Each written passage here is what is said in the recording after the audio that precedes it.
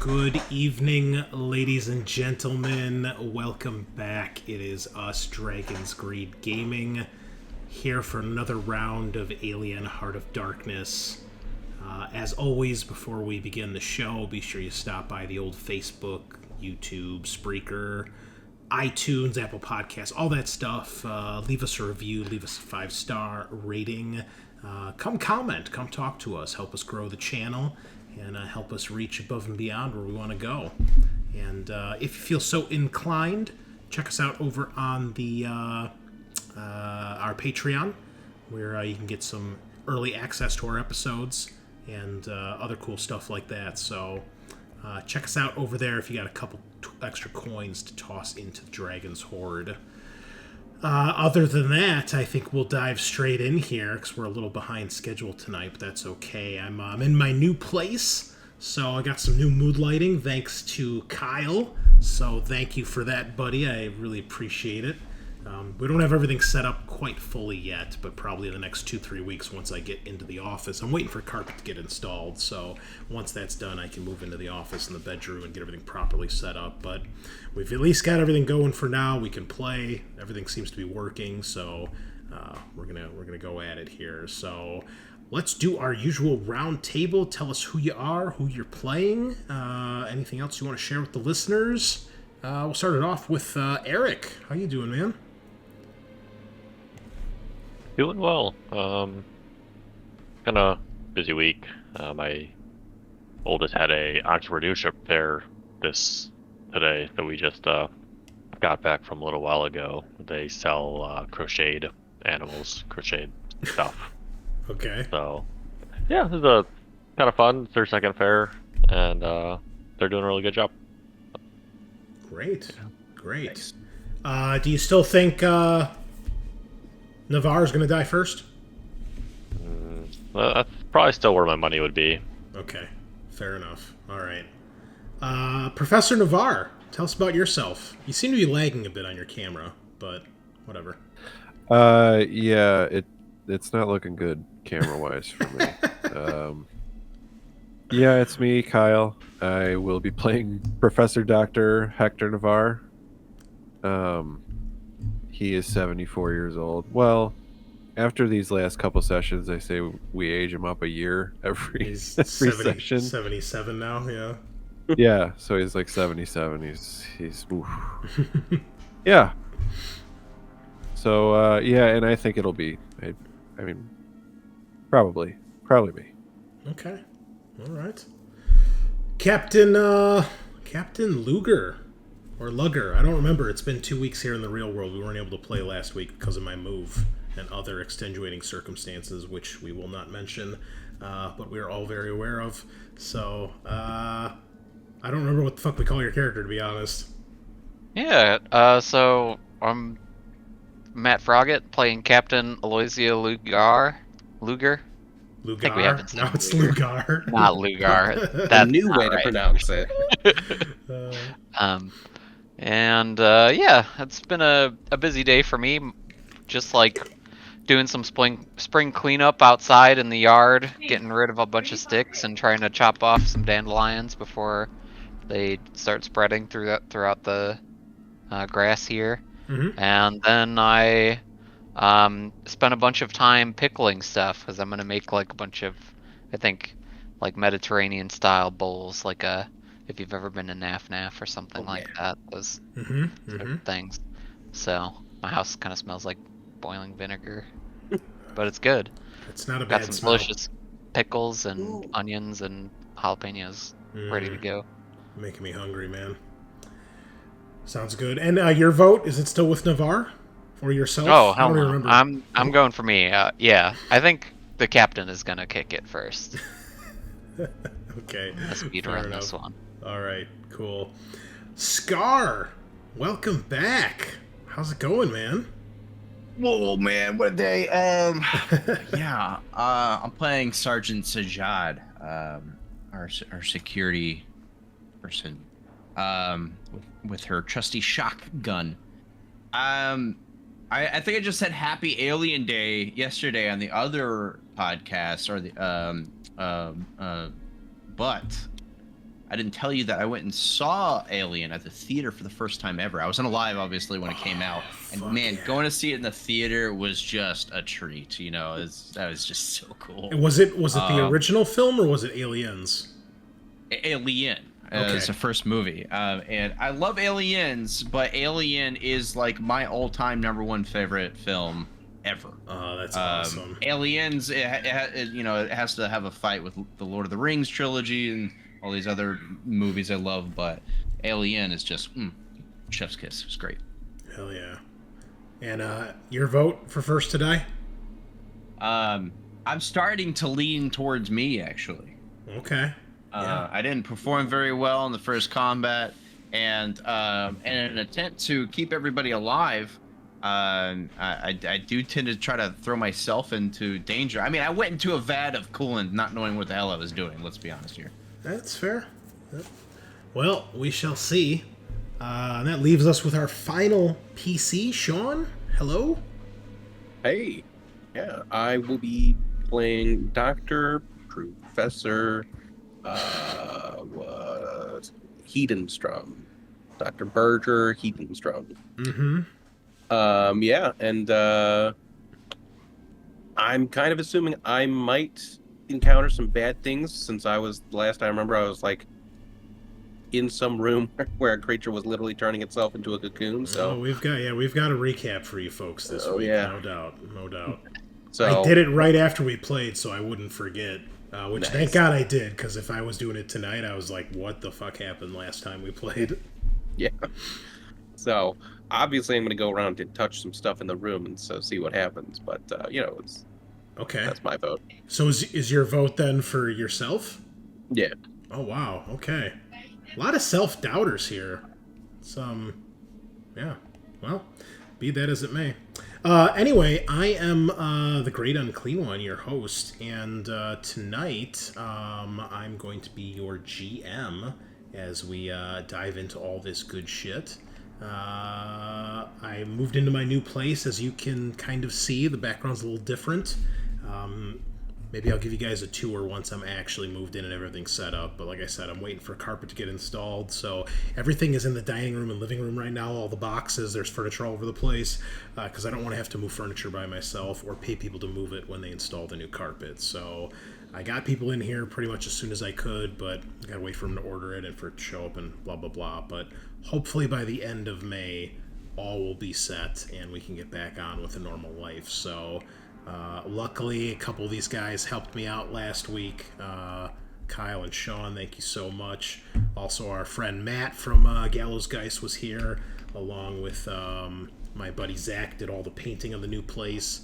I don't think he's actually been on the show. Maybe once for Alien. I can't remember. He crushed the painting in like a day. Yeah, he got crazy. He got the living room and dining room and both bedrooms completely done. So he doesn't have much left to do. And I can't believe how much he got done. So that was cool. Who else was here? Travis. He's been on Alien before. You might see him on the YouTube in the future when we do some Warhammer stuff. And Adam. Adam from our Shadowrun game, our GM from Shadowrun. He was here, and he helped out a lot too. Being a carpenter, he was able to assemble and deassemble a lot of the furniture. So big shout out to all you guys. Really appreciate it. Yep. So we'll have a homecoming party soon when this is all said and done. But until then, we're going to dive back into the Alien. For my sanity, I need to play this fucking game. Otherwise, I've had a shit fucking time since I've been here, people. It's not, it hasn't been great, but more on that later. Anyway, we've got quite a recap from last week. So last time, as we were here on Erebus Station, we began with Dr. Lark and Professor Hedenstrom. You guys had encountered Dr. Webb, one of the doctors that you were, sent to potentially meet with. He was sneaking around with no pants. He seemed a little crazy, a little confused, didn't seem to know who he was, but you managed to restrain him, and you managed to calm him down, thanks to Dr. Lark's talent. And he eventually explained that himself and Dr. Clerk, who you found fried in the mother room, had been trying to create a virus to kill what you now know is referred to as the proto-hive, which is this life form that is slowly seems to be taking over and merging with the station. You also discovered he'd been living up on A deck in the observatory, and he had been hiding there most of the time and slowly losing his sanity. Meanwhile, Sajaad, Lugar, and Navarre, along with our NPCs, Ajiri and Drabakowski, you continue to search through the mother system. You discovered that Clerk had made several attempts to destroy the station. You also found several more of his notes. Learned that he'd been trying to gain access to more information about the Cronus mission, which at this point you guys have determined is classified. When Mother locked him out of the Cronus mission files, he then attempted to use the 2 daughter units to de-encrypt the files. While this was going on, Hedenstrom and Lark, you guys took Webb back up to A deck, opened up the observatory blast shielding shutter, gazed upon the glorious awesomeness of the black hole, and you found scribbled on the glass was what Hedenstrom realized, determined, were these ancient engineer hieroglyphics. And there were 2 things that were written. The first said that humanity must be destroyed, and the second one said that to stop perfection. Also written in German, which we determined Hedenstrom was able to read, was the phrase border bombings with a question mark. The 2 of you also noticed that the sensory array up here was recording this chirping song that was coming from the black hole and relaying it down to Mother. Dr. Webb also found his pants and was quite happy about that. Thank God. Yeah. Back down in the daughter units, Drabakowski once again took off on her own, deciding to take action to try to gain access to the daughter terminals in hopes of finding out more about what's going on. Jiri and Sajaad, the 2 of you followed after her, finding more of these strange tendril hive growths throughout the station. The process seems to be accelerating. She was not looking well after having gone through more areas of radiation, which she was not aware of at the time. But she continued to push on, and she did make it down there, although she was looking quite sickly by the time you guys caught up with her. One of the terminals you guys determined Clerk had set up to try to decode the chirping song from the black hole after Mother had locked him out, and it revealed a set of coordinates hundreds of parsecs from known space. But you're not really sure what that might mean or what that might entail. The other terminal was trying to decrypt the classified information on the Cronus mission. Sajaad, you eventually confronted Drabakowski about her behavior, and after a tense and emotional standoff, she eventually admitted that the people that she was working for were very dangerous, and that you and Ajiri should worry about protecting the rest of the crew rather than her. She didn't do this in any sort of, mean-spirited way. It was very matter-of-fact and sincere. But Ajiri refused to give up on Drabakowski, saying that he's not going to let anyone else die or fail. And Sajaad started taking comfort in that strange book, Space Beast, that she's been raving on about. At this point, Navarre and Captain Lugar, 2 of you, had investigated the med bay. You stayed behind while the others went ahead. And here, you discovered a lot of clues to what is going on. You discovered that Clerk and Webb were working on a virus here to try to deal with the proto-hive. You also discovered samples of the Hesdalen lights, the extrenomorph that you were, or extrenophile that you were originally sent here to study. You learned how they feed off of radiation, but if they feed off too much radiation, they kind of go into a food coma. It kind of slows them down. So it charges them up, but if they get too much, it slows them back down. You also discovered tons of notes from the 2 doctors and evidence of their experiments. including samples of a virus that they had developed and had tested, but they weren't able to make a very large batch of it. And what you ultimately discovered is that if you are to create this virus, you will need to capture a live proto-xenomorph. Most likely one of the squid babies, as you don't know how the hell you would catch one of those deacon creatures. Regardless, you need to get a live sample back to the lab in order to finalize and synthesize the virus, and at that point you should be able to create whatever sort of delivery system you feel is appropriate for trying to administer it to the hive. You know that their tests were successful, it's just that you have to kind of finish the last jump of their experiment, the last leg, so to speak. The two of you also found a stash of NDD drugs to help deal with the NDDs, should they come into play, which they have not yet. You also found good old nap relief, and you didn't share it with anybody else when you met the rest of the group. And then Navarre dropped a beaker containing a mysterious black goo, and both of you could feel it entering your orifices, shall we say, your nostrils in particular. But so far you seem to be okay, so it's probably nothing to worry about.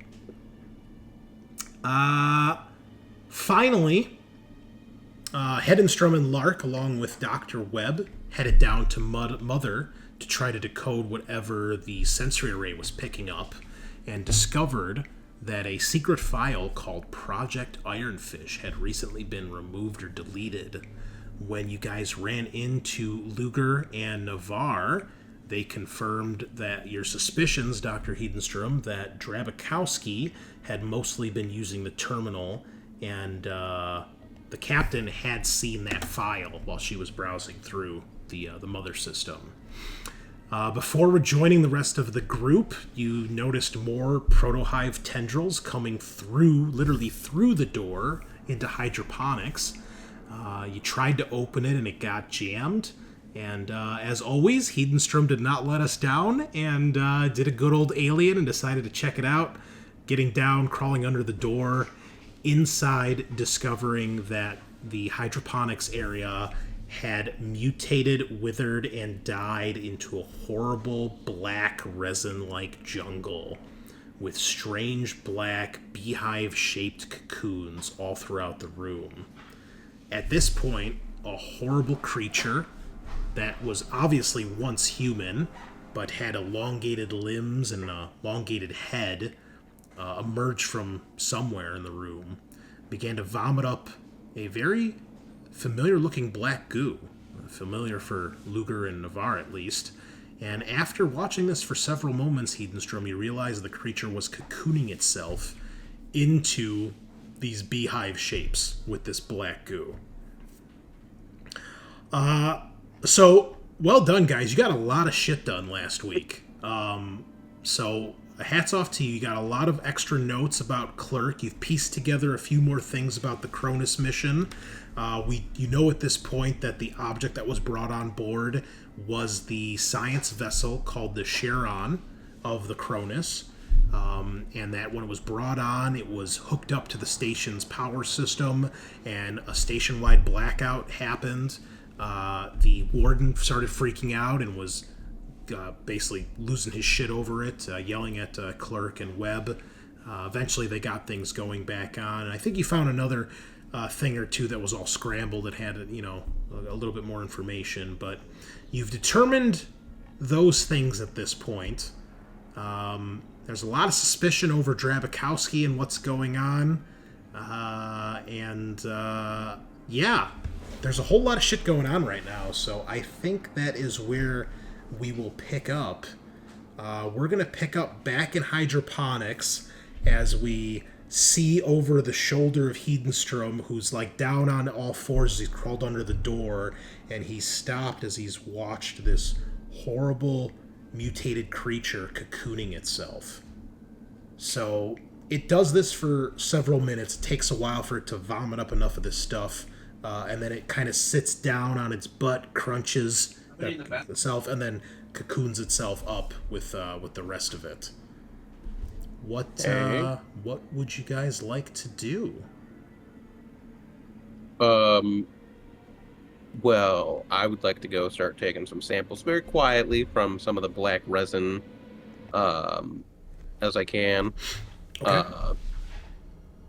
I mean, if the stuff from the guy that just cocooned itself is still fresh, I'll try to swipe some of that off, like the top layer. Yeah, you can. It doesn't react. None of the other cocoons really do anything. But you're able to do this. The rest of you who are waiting outside, do you guys start to crawl in and see what's going on, or do you wait? I think I went with them, or right? I Up was to you. kind of like there at the door. Up to you. I don't think Hedenstrom really said anything because he was so enthralled at what he was seeing.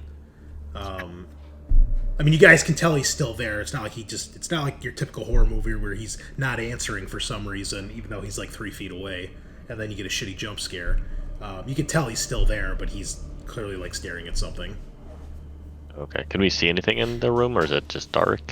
If you crawl under the door, then yes, you can see everything that he sees. Okay. I guess I'm gonna like peer under the door and kind of see what he's doing.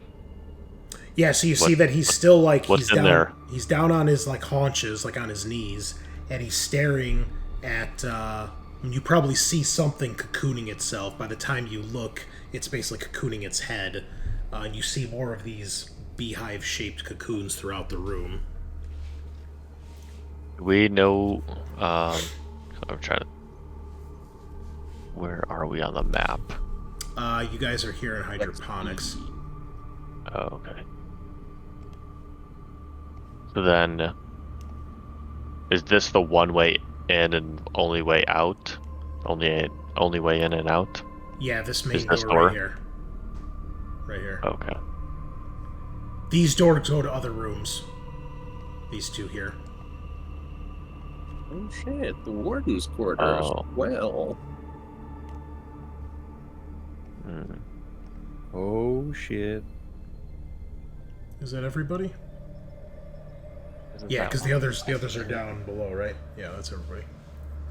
If we seal this door, that doesn't necessarily seal them in. Well, no, like the door's like broken open. keep in mind, you guys actually see these hive tendrils. You know, these biomechanical pipe things have actually gone like through the door. Like, so if this is the door, it's literally like merged through it. And when you guys tried to open the door, it went up and then like kind of stopped. And so it stopped, and you have to crawl under it now. It's about 2-3 feet off the ground. Slide. Yeah, I'm on this level 2. I think I'm gonna just pop on my head under the door and whisper, Hedenstrom, what do you see down there? Yeah. I see. Oh, some cocoons. Lots of cocoons. That don't look natural. So I'm taking some samples to see what they're made of. Also, definitely a creature is in here. But it cocooned itself, so... Oh, so you're fine then. Yeah, I'm doing great. Wonderful. Side Everything's note. A-okay. Side note, monsters are in here. Someone with a gun might want to come over here and help me out. Just a minor. Minor inconvenience, right? In Sure the wish I Aliens could help. franchise. Yeah. So, yeah, I'll just be a few minutes, guys. So I'll just, take some samples from the, like, has the actual plant life actually, like, decayed, or is it just turned into this dark matter or resin? It's turned into something else, for sure. Okay. Yeah, Yeah. I'll definitely put that in, like, a little test tube sample and try to figure out what that's gonna... This whole room looks like it's now one... I don't want to say entity, but it's like... You know, rather than looking at multiple plants that were obviously here, it looks like one... Not one plant, but like it's described, like one jungle of black, Just resin. veiny, disgusting plants. Cool. Lark, does anybody actually go in, or are you guys just waiting outside for him? I asked Lark, do you have a gun? I do.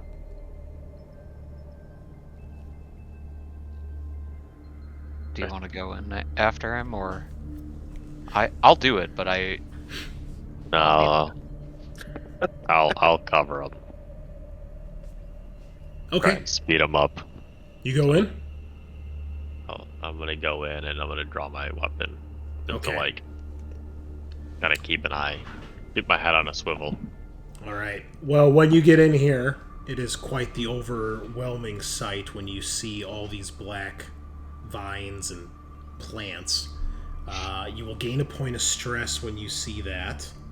And also, you can see the big, huge viewport that's from floor to ceiling on the far side of the wall. There's a couple vines across it, but for the most part, it's an open viewport, and you see the beauty of the black hole. So I will need you to give me an NDD roll, please. That's right. Yeah. And I have to find it. So roll a d6 and add however many times you've rolled on this table before. Well, so it says that I'm not affected by the black hole stuff. Oh, that's right. You're only affected by stress now. Yes. Not okay. Well, then you don't make the NDD roll. Oh, well, Ooh. okay. Must feel really good. Although it Yeah, probably affects you a little bit differently now, but it's not affecting you like Okay. it would if you were a human. But you can tell that it's having an effect on you that it wasn't before. Okay. Hmm.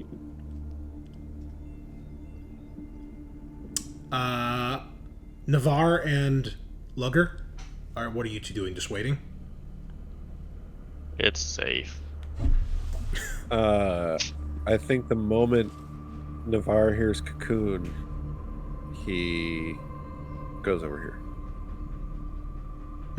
Okay. And you could not pay him to go over there, yet he will also draw his weapon Okay. And Lugar, how about and you? stand watch. I'm gonna stay close by, but not crawl into the hydroponics bay. Okay. All right. As you are sitting here waiting for the two of them to do whatever they're doing, you get a message on your comms from Gray.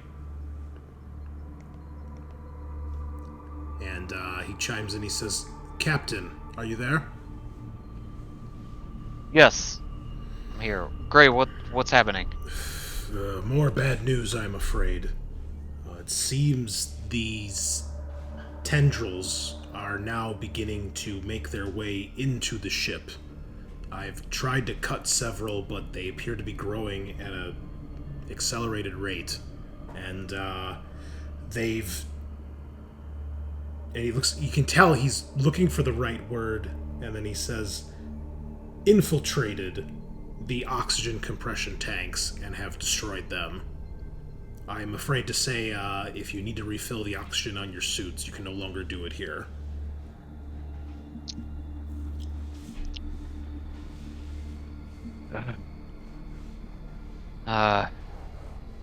It looks Well, I like suppose- they're merging with the ship.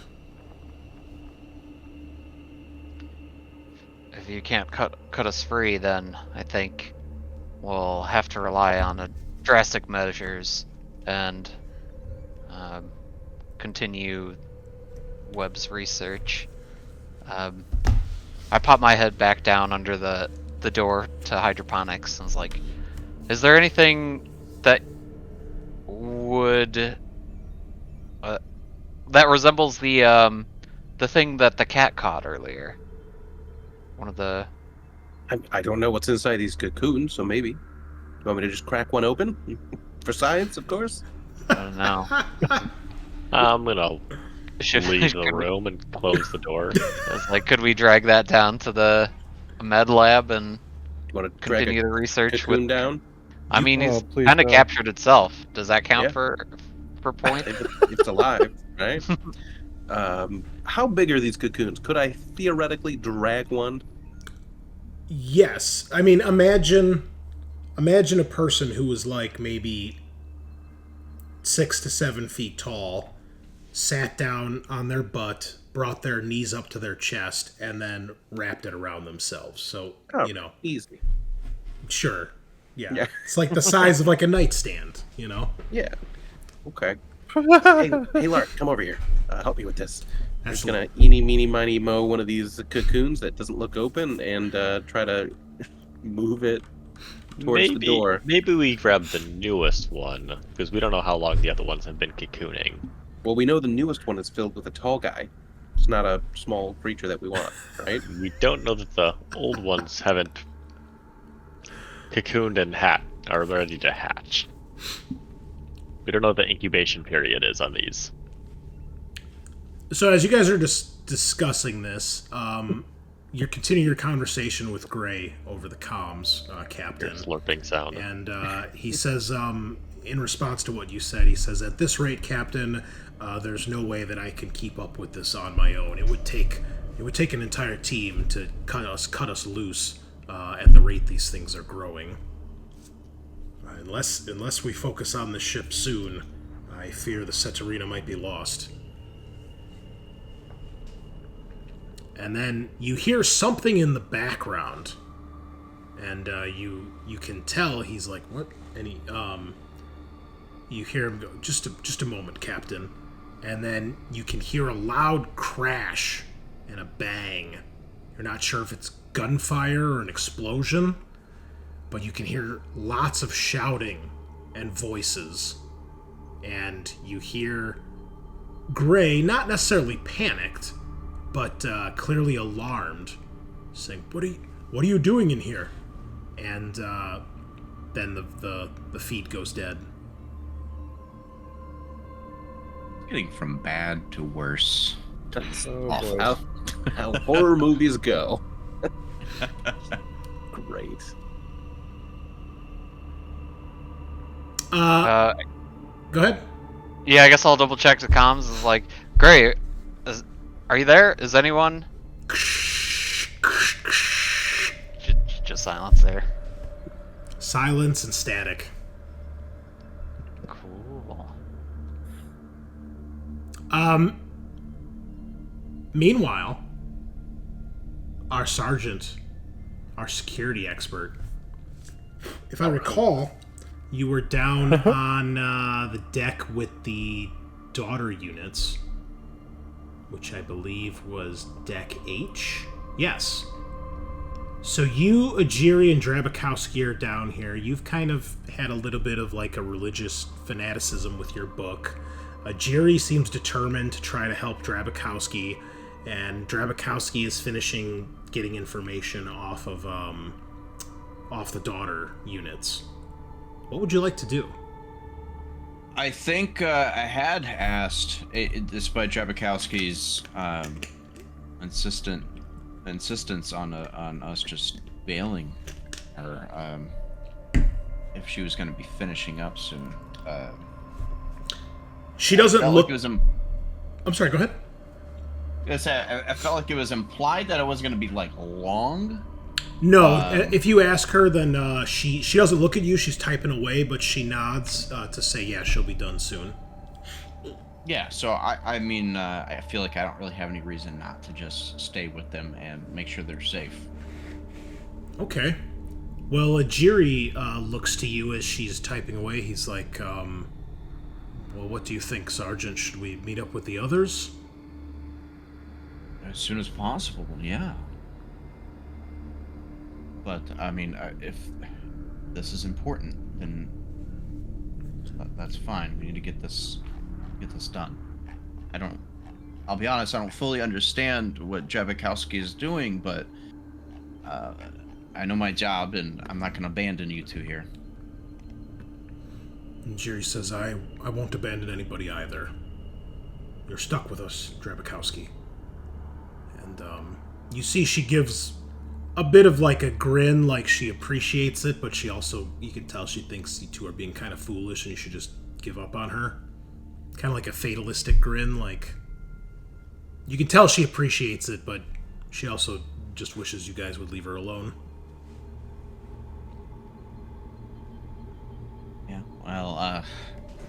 I share that sentiment. Yeah, you're stuck with us, I'm afraid. I fully intend to get both of you back with the team.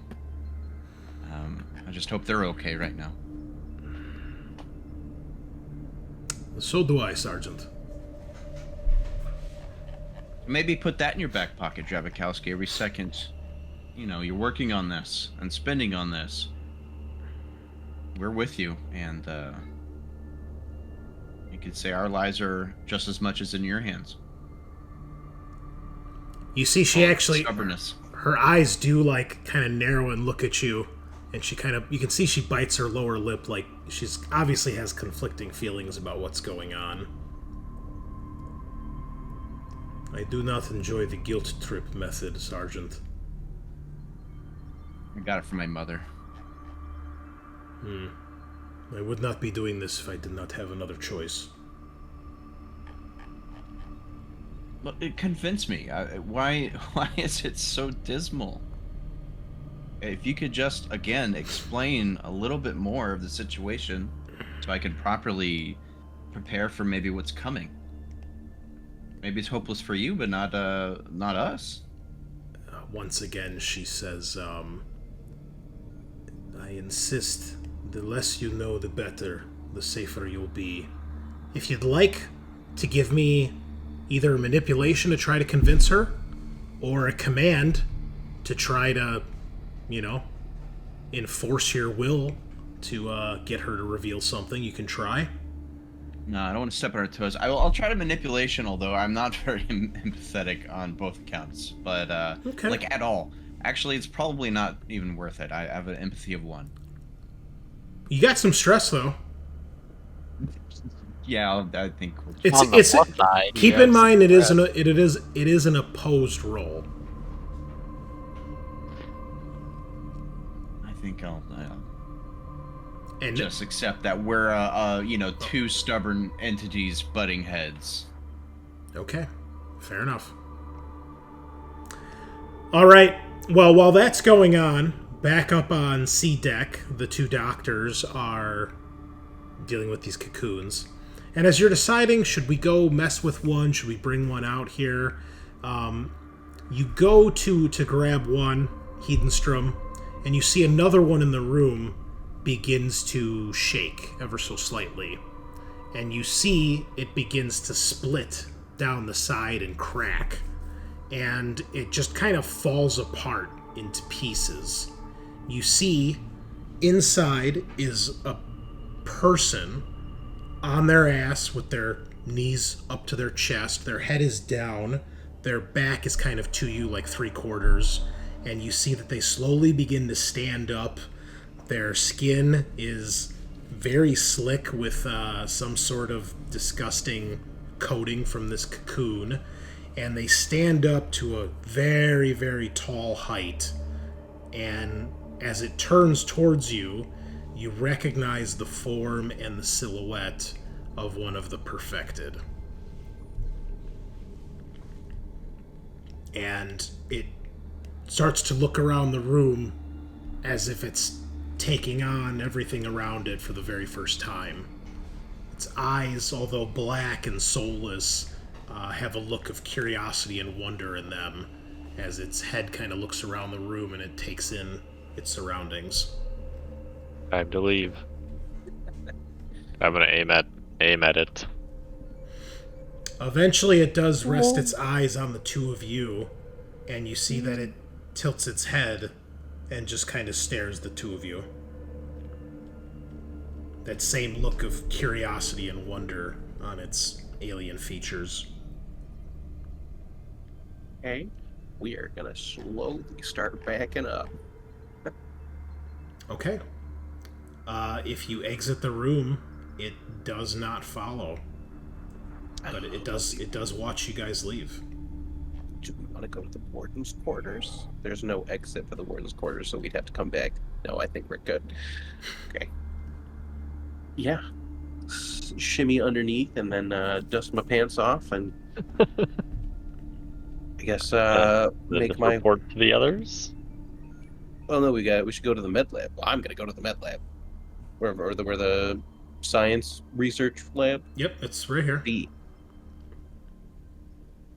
Well, I'd need to go to the something in the science. Is there like a science lab on D? No, the med lab is where you guys were doing the experiments. It's where all that stuff is. Yeah. Gotcha. Yeah, then I will. Oh, well, now my screen is all black. Cool. Everybody else's screen's good? Mine's good. Yeah, I think it's the thing that happened a few weeks ago. It's a you problem. It happened to me when I was using Firefox a few minutes ago, and I had to bail and go back to Chrome. I'm gonna go to Chrome. You'd think they would learn after 7 sessions, but... I'm sorry, when you gave us the new link, I clicked it and it automatically opened Firefox. Well... And it worked great for a bit. Change your default browser, bro. I guess I fucking will. Thanks for the advice, man. You're welcome. No, I want to keep slightly more of my personal data.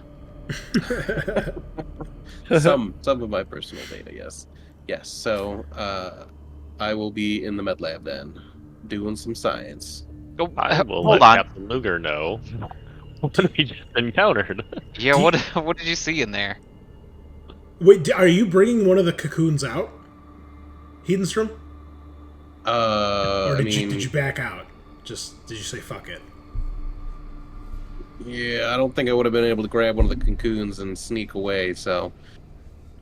But I took resin samples, so that's all that I got. Okay. I just wanted to clarify that. Okay, so you see them come out. Hedenstrom doesn't look too perturbed, apparently, but Dr. Lark is, obviously cautiously crawling back underneath and, looking at the door. Obviously something went down. Yeah, so I'm gonna tell him. Yeah, so you relay that, and they're starting to hatch, and these things are coming out. Don't know if that's what we needed for web scheme, but we also, I don't think, can tangle with one of those. Do I have an estimate of how many cocoons were in that room? Oh, probably 2 to 3 dozen that you saw.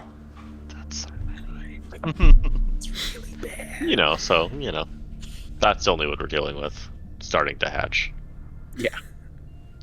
Great. But it looks like just humans are deciding to cocoon somehow.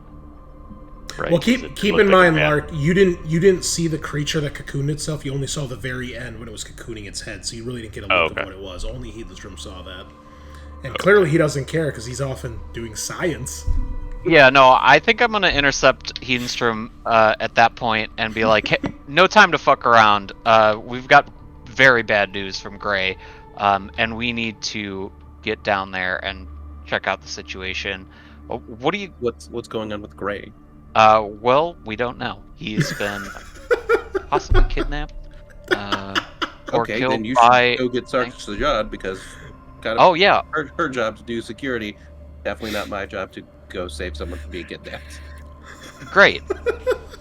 What would you describe your job is? A researcher, yes, scientist. Science. Very interesting. Well, perhaps you and Navarre can share notes on the way back to the ship, because I think this is a all hands on deck kind of situation. Unless there's something more specific that you'd. I keep forgetting that Dr. Webb is with you guys too. Where's his toe? Oh, yeah. That was Dr. Webb. Dr. No Pants. Or maybe he's just Dr. Pants now. Well, if we're going to try to stop these creatures, we should probably know a little bit more about them, right? Going to figure that out with research, trying to find out if there's any connection between our biology, maybe theirs. Can't do that unless I'm in the med lab. I guess I'm gonna briefly look at Navarre and Lark and hope that one of them butts in. Is there? Is there a med lab on our ship that he could take the samples to? It's a good question. Yeah. Well, there's probably a small med bay, but it's probably not a full lab, because keep in mind, your thing is like an industrial ship to go do industrial work, so it wouldn't have the equipment that this one has. Plus, all their research and stuff was here. I mean, obviously, the notes and stuff you could take, that's not a problem. I was just say, is there anything we could just take with us that would help? We could just take it all back with us? Any, quick equipment we can unplug? Being a doctor, you would know that that is much more of a pain in the ass to do than to just use what's already here. How much time do you need? I have no idea. All right, we'll come back. I'll come back and do the research. It's not like the few hours we're going to spend finding Gray is, important or paramount to our survival. That's okay.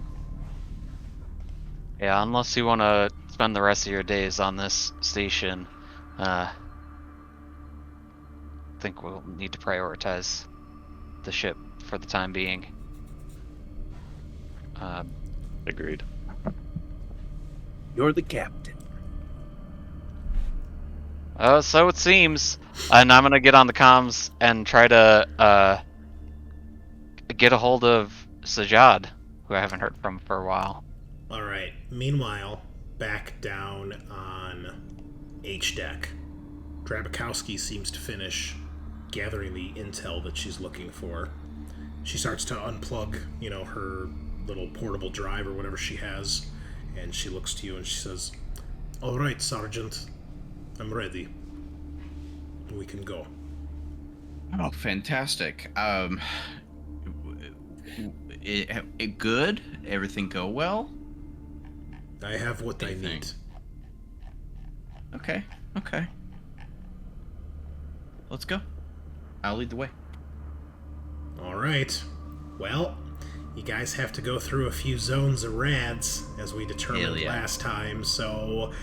I guess as we get to the door, I'm gonna stop and turn back to Hedenstrom and sigh, say, "Do you think you could hold your own up there on alone, or if we left you to do research?" Well, the creatures generally don't seem super interested in us, so they could be safe. Dude, you're speaking Hedenstrom's language. You want to do science? Yeah, bro. Let's do science. Look, I think we'll need some kind of miracle breakthrough to get the ship dislodged from what Gray's last report sounded like. Just manually cutting might not be enough if we have all the prisoners. We can ask them to help. They probably need a way off too, right? Well, we'll try to follow that thread, but if we can deploy his research and reverse what's going on here, and I sort of gesture wildly, I think that will be best for everyone. Yes, I agree. All right. Well, before we finish that conversation, let's go back to Sajaad and the others. So, Sajaad, you guys have a radiation area to go through right out the gate here, and if I recall, it is strong radiation, which means 1 per turn.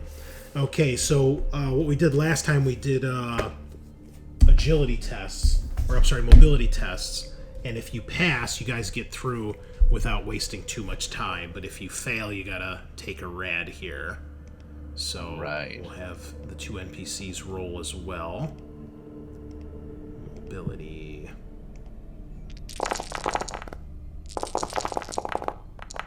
Okay. Wow. Drabikowski has 1. Sergeant has 0. And I'm gonna Ajiri push that. panics but keeps it together but has 1. Okay, All go right, ahead and push yeah, definitely gonna push, yeah. it. Ooh, risky. Super risky. Okay. So, you are climbing up this huge ladder to get up to the next deck, which is G deck. And You get near the top of the ladder and you drop something. What are you currently carrying? Looks like I got stun baton and shotgun at the ready.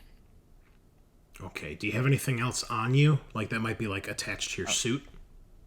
Cutting torch, maintenance jack. Oh, you got a few things. I got a sidearm. Okay, that's what, 5 items? And I've got my ape suit on my back. All right, I'm gonna roll a d6. We'll go in that order that you just said stuff, which I assume is how it is on your inventory. Bold assumption. 4. Let's go. That would have been the cutting torch, I think. Okay. That drops all the way back down to the bottom of the shaft. If you go to get it, you will take a point of rad, because you're going to spend too much time here. Hard pass. All right. Remove that from your character sheet then, please. You guys make it back up to G deck. And the 3 of you are here at the north end. And unfortunately, there is weak and strong radiation to go through here.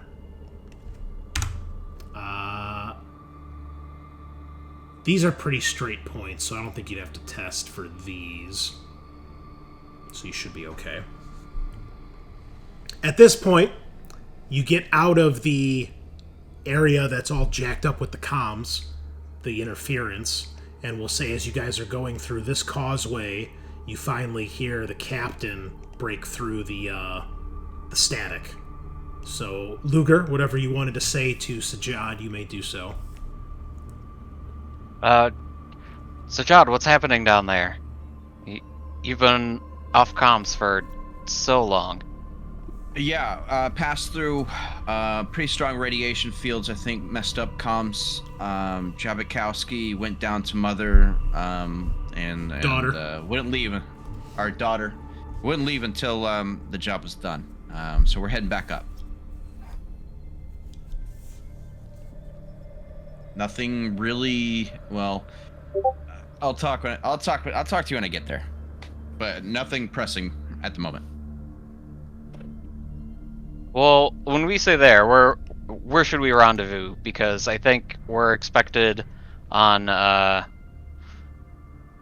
who knows, one of these middle decks to help Wix overthrow Stykes and I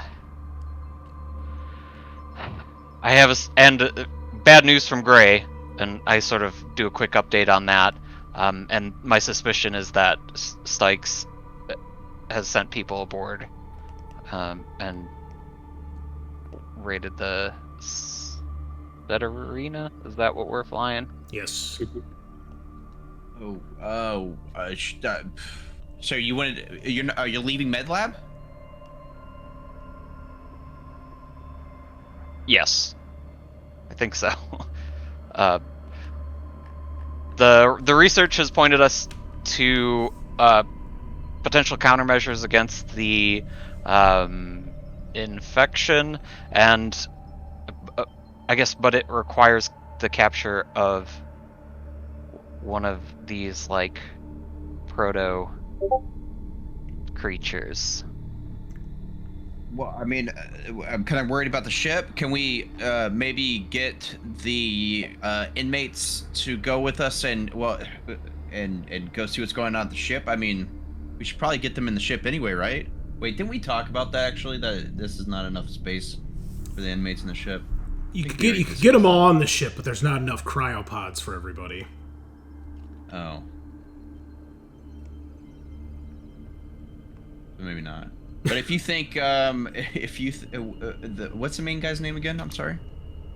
The big bad. Stykes is the warden. Stykes. And Wix was Stykes, the old lady that was in charge of the prisoners. If you think Stykes has a force on the ship, should we get some of the inmates to go with us and help? I mean, it's gonna be sense. Yeah, I think that makes sense. And we were coming down. We'll have to meet them and then figure out our plan of attack from there, I think. Okay, copy that. I think they're an H, aren't they? The inmates? We scooted them into the secret room on G because we wanted to vent H.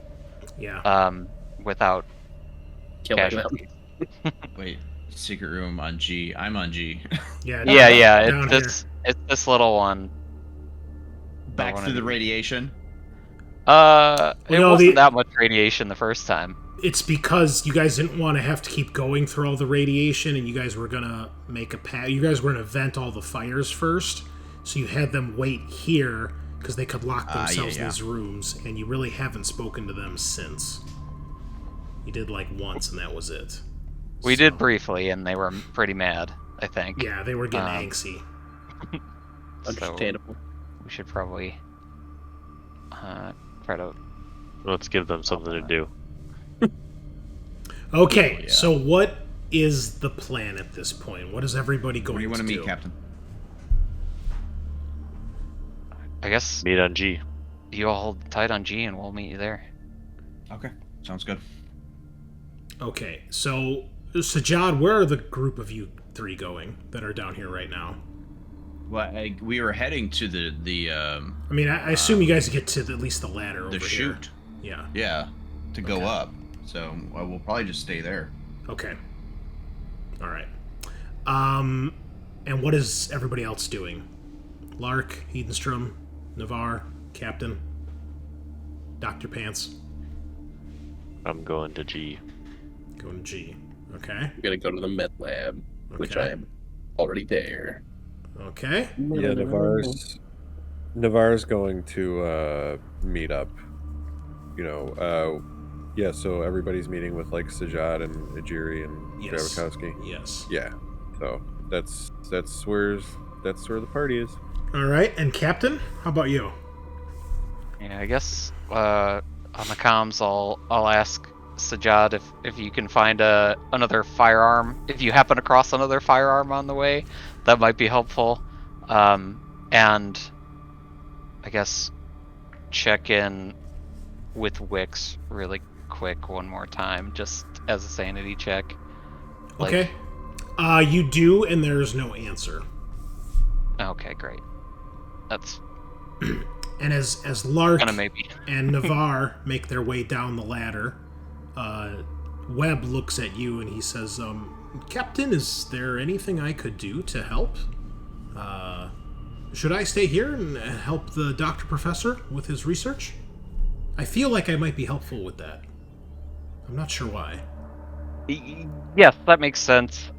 Really quick, do you have any opinions on Wix or Sykes? Oh, well, the warden is a bit of a arrogant man who likes things done the way that he wants things done. He has a temper. Yes, he was not happy when there was something he wasn't happy about. I just remember him yelling and screaming and being very upset about something. Wix, I've never really had any issues with her. I mean, I don't really deal with many of the inmates, but I've never really heard of her causing too much trouble other than what she's here for. But most of the prisoners really don't give us much problems, as far as I understand.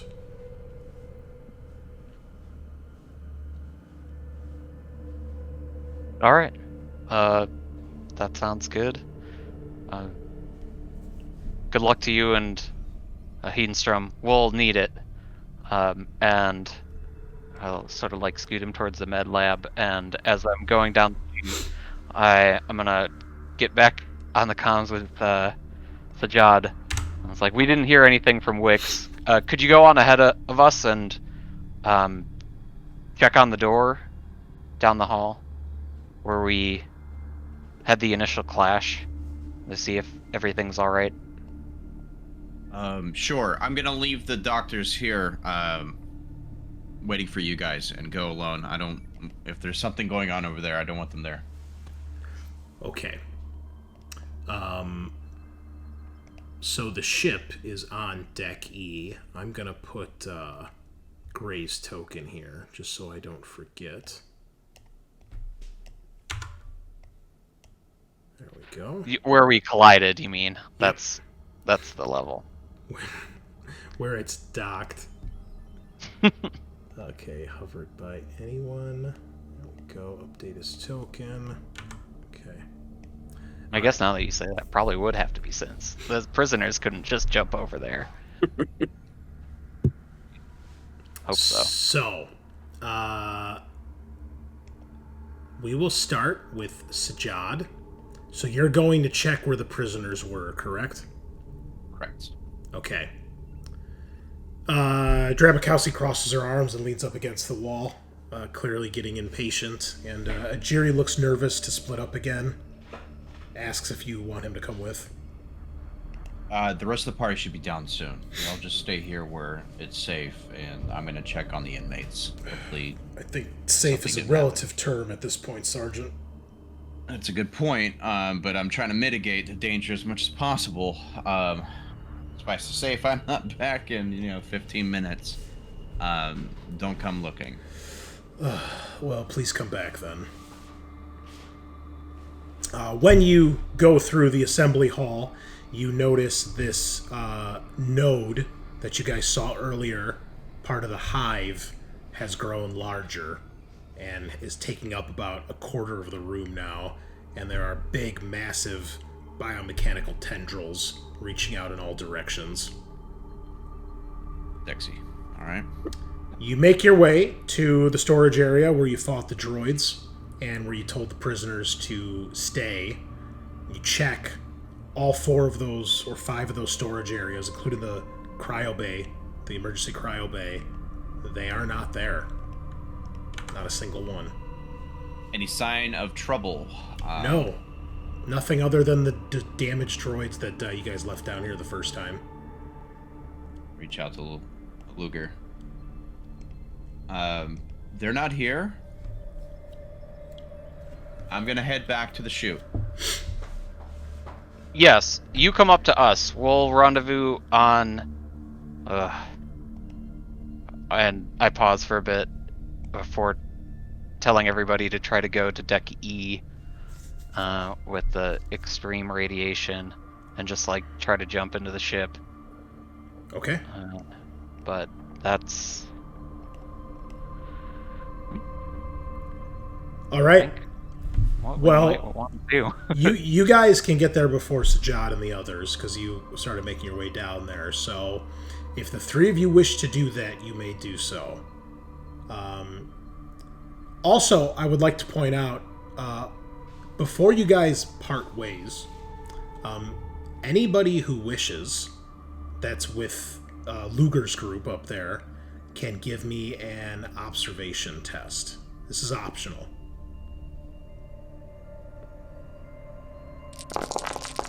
That is a lot of dice. What the fuck? Dude, Hedenstrom, you're fearless. 2 successes. Holy fuck. Is that 5 successes? Oh, it was both of you rolling together, that's why. Yeah. I was like, that's a lot. Oh. And Navarre freaking out. Hold on, I have my stress dice. Oh no. I rolled 2 stress dice. Okay, roll. I freaked out, but I observed something. Yep, D6 plus whatever your current stress is, Eric. 3. D6 plus 3.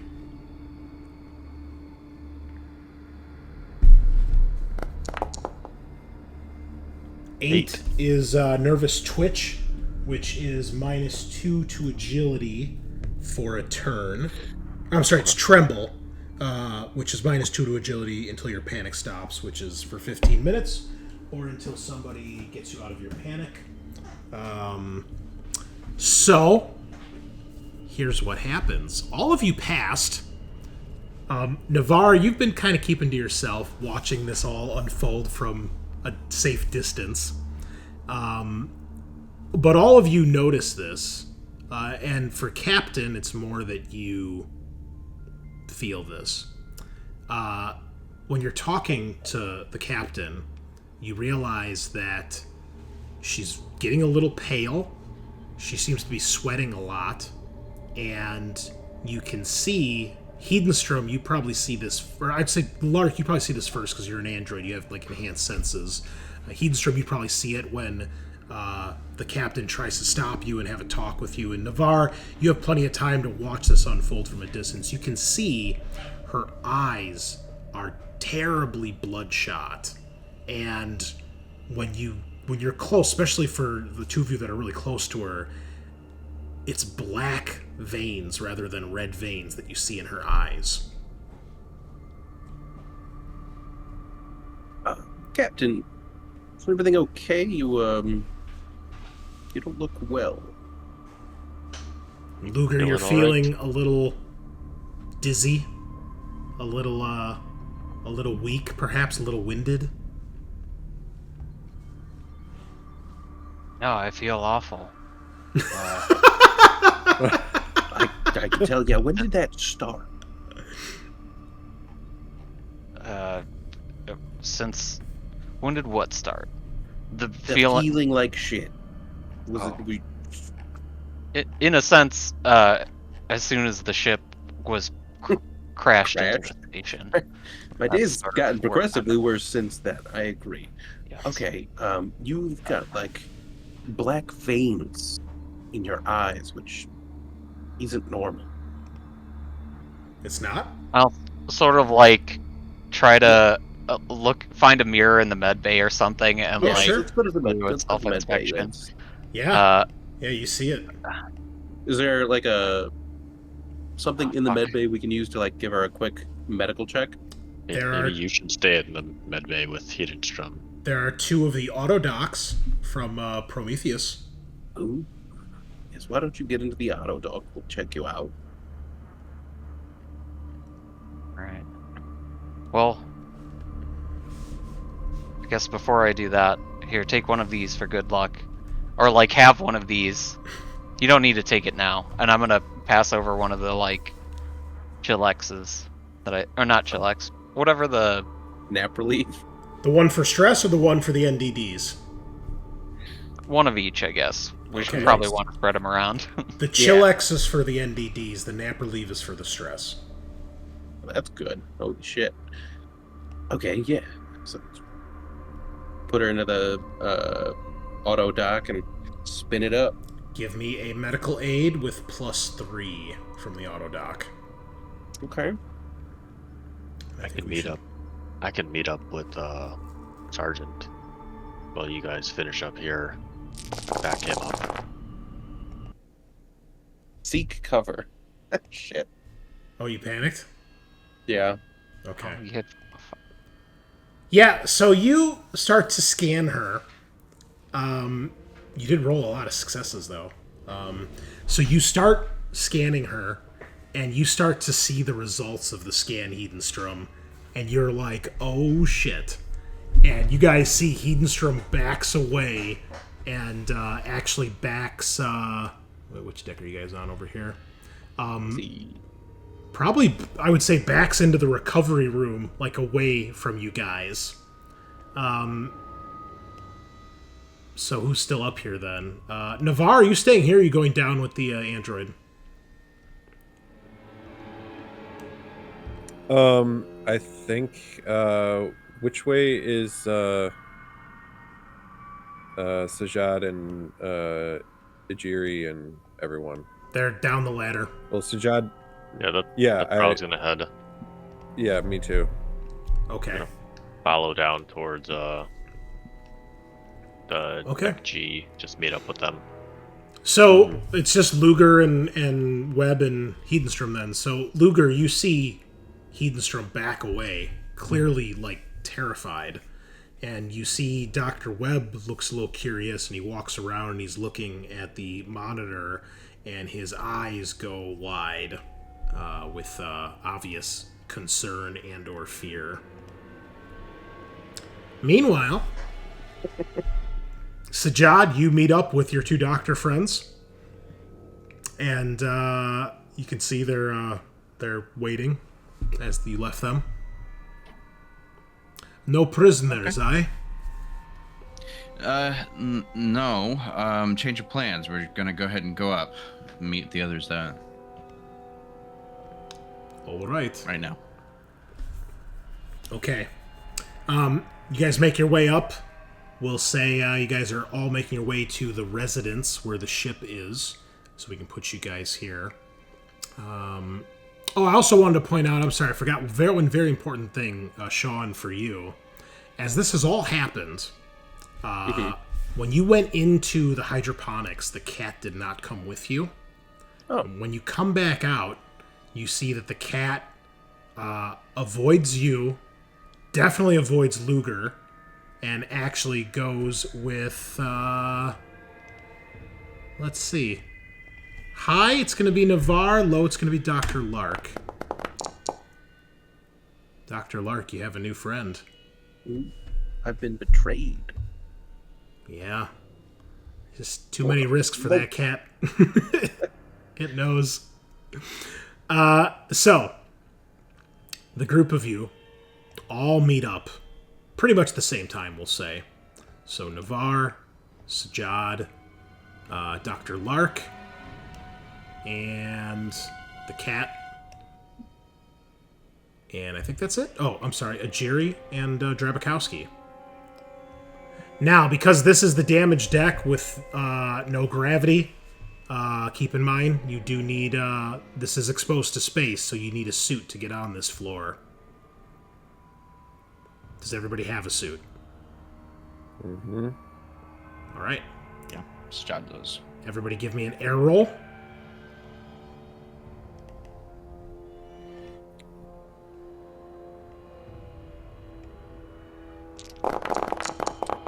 And...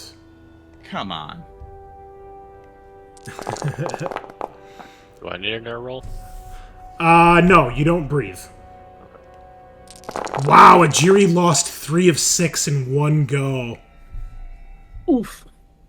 I guess it's 1, really. It only goes down by 1, but still he rolled a 3. That's... damn. Oh, no, it is. It is all 3. Damn! Oh, he's no. He's breathing heavy. Or Ichiri. Okay. Module gives me anxiety and so much anxiety. Okay, Sajaad is down to 2, Ajiri's down to 3, Navarre is down to 1, and Drabakowski is also down to 5. I'm sorry, down to 5. And Navarre's down to 5. Okay.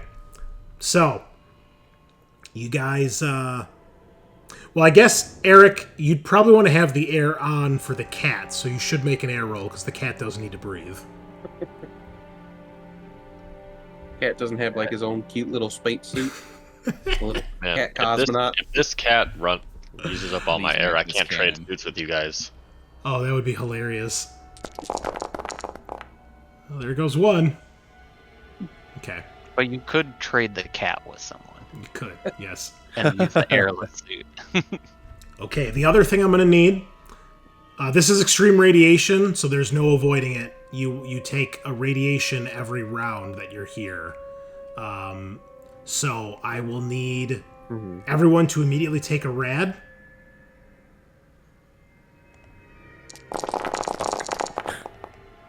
This could be very bad for some of us. Ouch.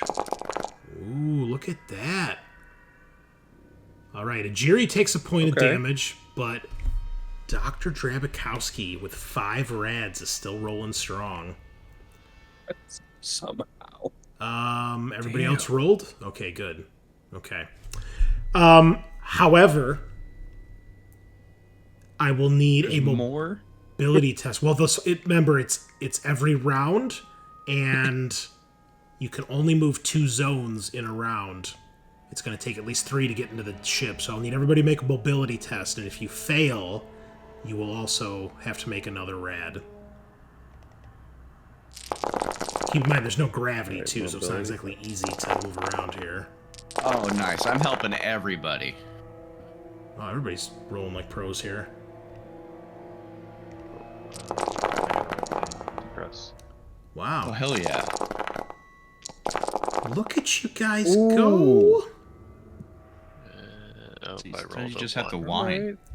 All right, Drabikowski's got 3. Ajiri has 3. Navarre has 2. Sajaad has 4. And Dr. Lark panics. I don't see your roll, though, Dr. Lark. 4-2-1. Oh, there we go. You got 2. Okay. For your mobility. But you panic, so please roll panic for me. Okay. You are currently suffering from 8, so it goes up to 9. You drop an item. What are you carrying? What do you have on you? I have my pistol, stun baton. I have some never sleep pills, flashlight. Yeah, those are probably in a pocket. The flashlight, okay. A Siegson PDAT. That's probably big enough you could probably lose it. That's 4 items? Alright, we'll roll a d4. Just go top to bottom in your inventory, whatever it is. Okay. Whatever 1 is. My pistol. Oh no, it comes loose and it goes floating away out into the vacuum of space, never to be seen again. God, we're all losing our guns. Yeah, you're trying to rush. But on the plus side, everybody makes it and nobody takes any more rad damage, and you get to the ship. When you get there, it looks like the entrance you guys used, the airlock, looks damaged. And that is where we'll take our break. So grab some Dr. Pepper, and we'll be right back. Right. All right, boys. It's messed up. I feel like we just need to be put out of our misery. Like, We'll turn off the stabilizers and just let it fly into the black hole. God. Yeah. It's probably, I'd say, 50% chance of that happening by the end of the adventure here. Okay. We're back, listeners.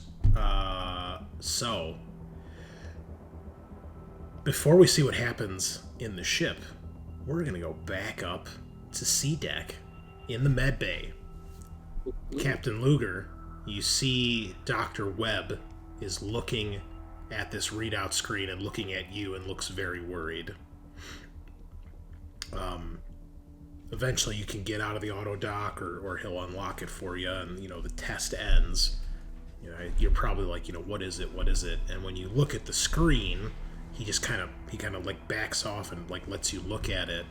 You can see that the screen is basically indicating there is some sort of infection rampaging through your body right now.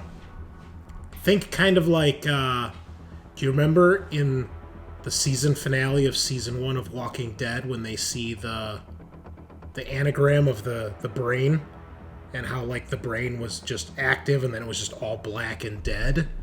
Think something similar to that. We see like a cross section of your body on the screen, but it's a silhouette. And perhaps we see like your capillaries, your vein system and all that, and it's like obviously indicated on the screen. It's like the wrong color. It's like a black that's just sweeping through your body, and you can see it says like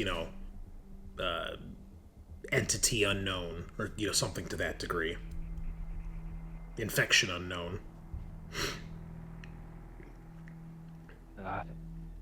So Alicia says, fuck. And then is like looking at her hands and like under the fingernails and things like that. Or like... You can see that your veins are becoming more pronounced and they are darkening. They're not blue, they're turning black. You do see a bit of a look of recognition on Dr. Webb's face as well, in addition to he doesn't seem as terrified as Hedenstrom does.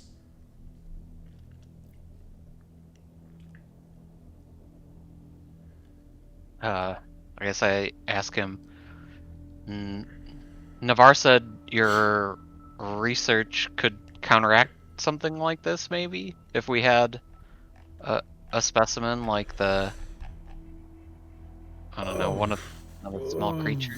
Well, I'm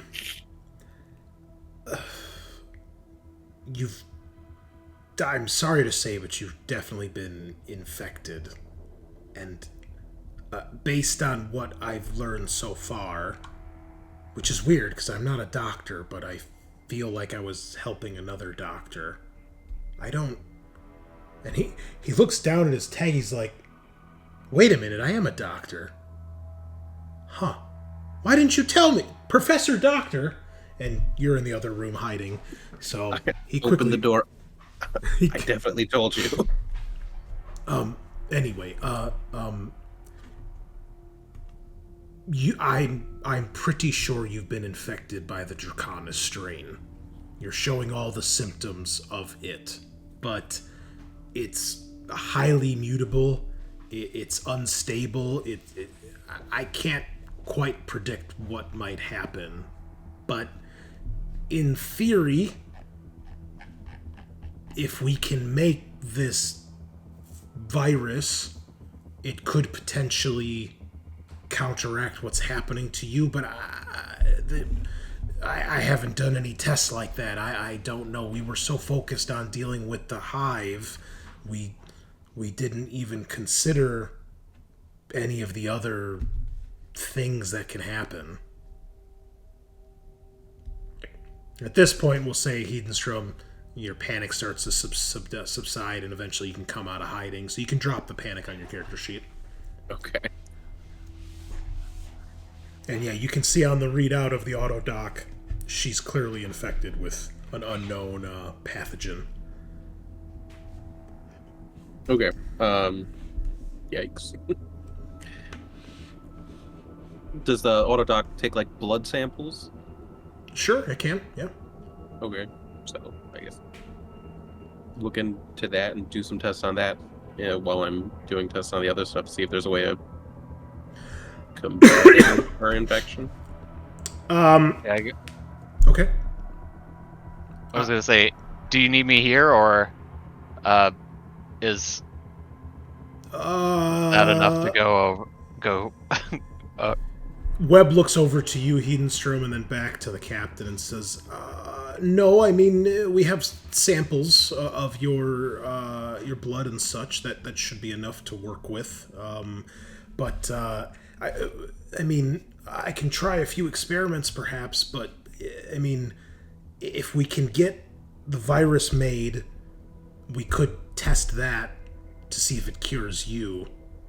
Otherwise, we'd kind of be starting from scratch. Not that, again, I don't know if the virus will work for your problem, your infection, but it would be faster to do that than to try to just focus on yours. And I don't want to sound cruel, Captain, but considering what's going on here, I think we should focus on this because it could potentially deal with all of our issues.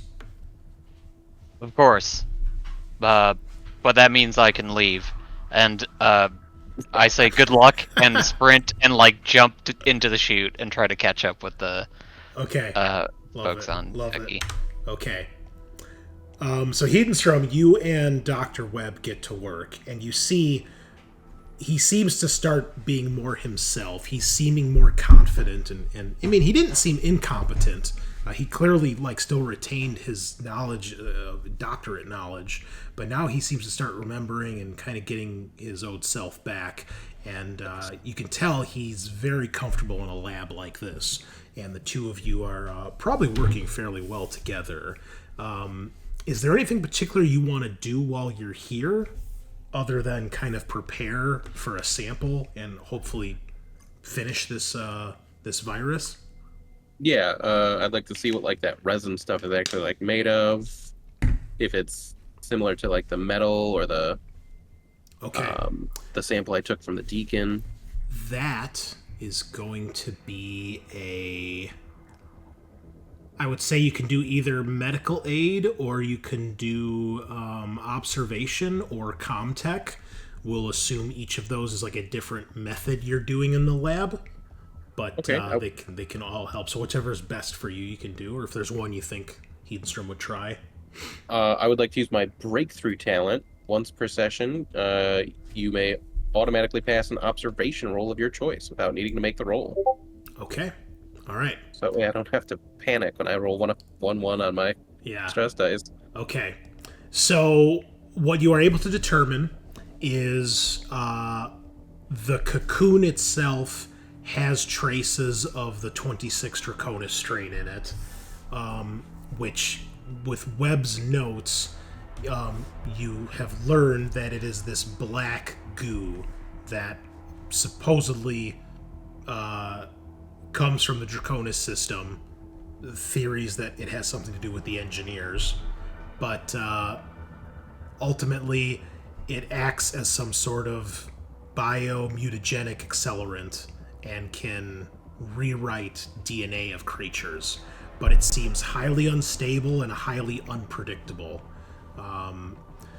What they've done, and it seems perhaps learned from some of the Cronus mission, is they've kind of tried to reverse engineer it, and they've used it in a way to combat the proto-hive. What you can tell is that the creature definitely was a person, and they were infected, and from the notes and everything, you can tell the Hesdalen lights are messing with what it normally does. So what you learn is that if you're directly exposed to the black goo or the Draconis strain, it might do one thing to you, but now that the Hesdalen lights are involved, it's changing that a little bit. So you kind of, in essence, have like 2 or 3 different sub-creatures of the same thing, which is a horrible mutated monster. You can tell that these things are then cocooning themselves and mutating into perfected, and that seems to be their life cycle. They don't really have a gender, so they don't reproduce like a normal creature would. So this seems to be how they're trying to increase their numbers. And it's obvious to you what you've seen is they are definitely sentient, and they are definitely intentionally trying to grow their numbers, which doesn't sit well with you. That feels wrong. I think that's about everything. Yeah, I'm just looking through the notes here. So the theory that you and him have is that, okay, if we complete the virus can deal with the proto-hive, which in essence is something that's mutated from the strain and from the Hesdalen lights. It could potentially do the same thing to the infection that's running through Kruger's body, or Lugar's body, but Lugar is being affected by something slightly different. So, but what you can tell for sure is that this infection, if it goes on, is probably going to turn Lugar into the thing that you saw cocooning itself. You think that, based on all the notes and what Webb is telling you, your best educated guess is that the next step is horrible monster with elongated limbs. Great. And then black beehive cocoon. And then perfected. And then profit. So, with that breakthrough, we're going to go back down to Deck E, where all the fun is going on. Good luck, boys. So, before Lugar gets there, the group of you see the ship. The airlock is damaged.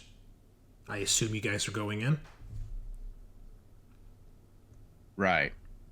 Okay. The group of you get inside, obviously eager to get out of the radiation. You get inside the set arena, which there's a picture somewhere, but I don't remember where it's at. Here it is. Yeah. Nothing really matters. But you guys get inside.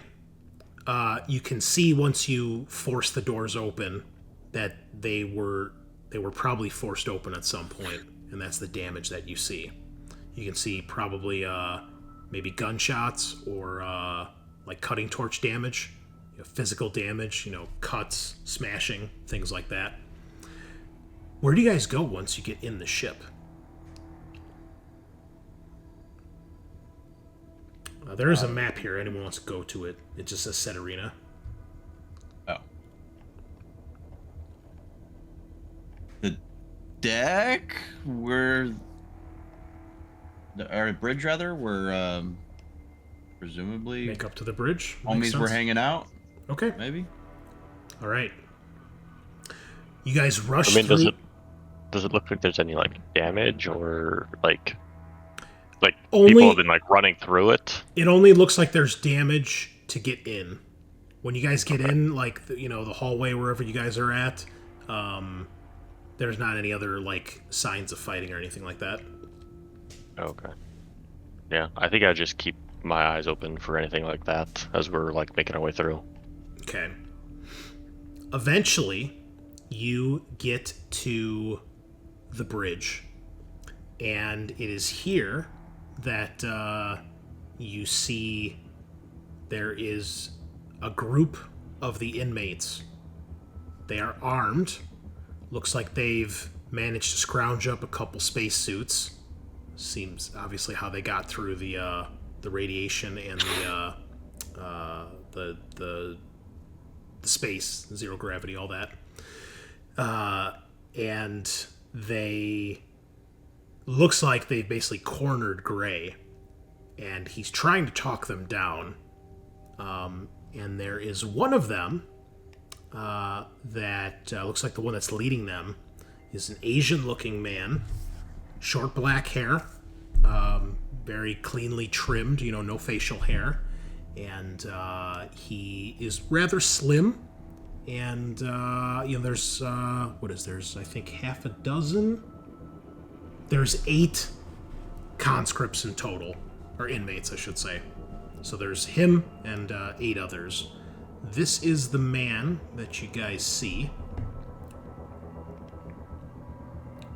And basically, when you guys walk in, Gray is like at the controls of the ship.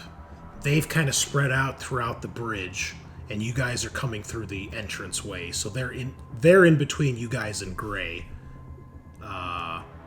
What do you do? They look obviously hostile towards Gray.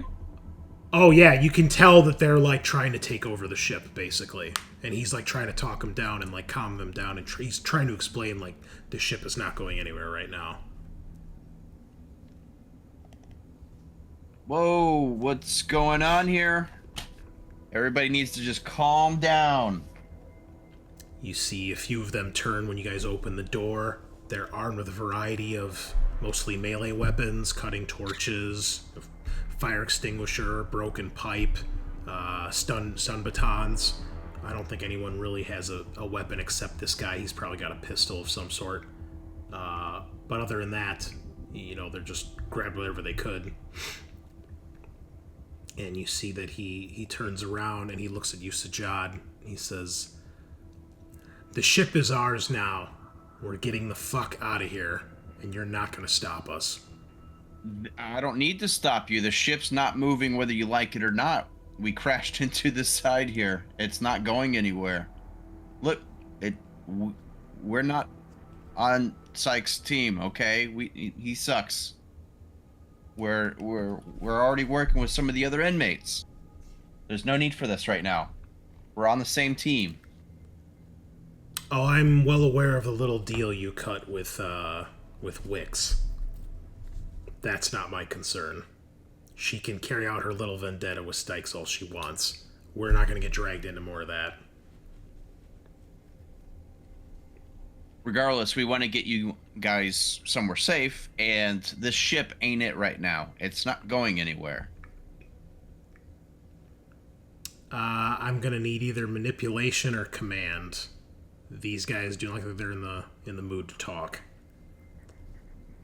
You guys ready for this panic?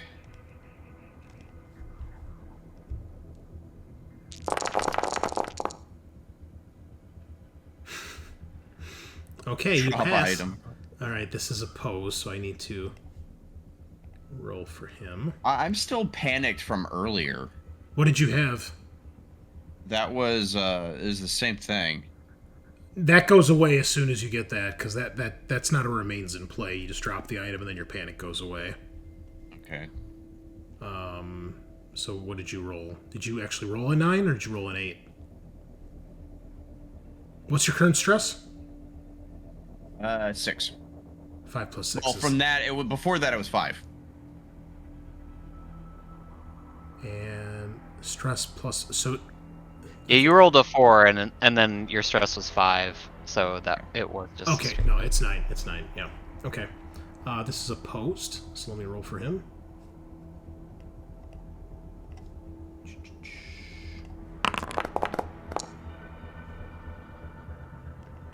Nope, one other thing here.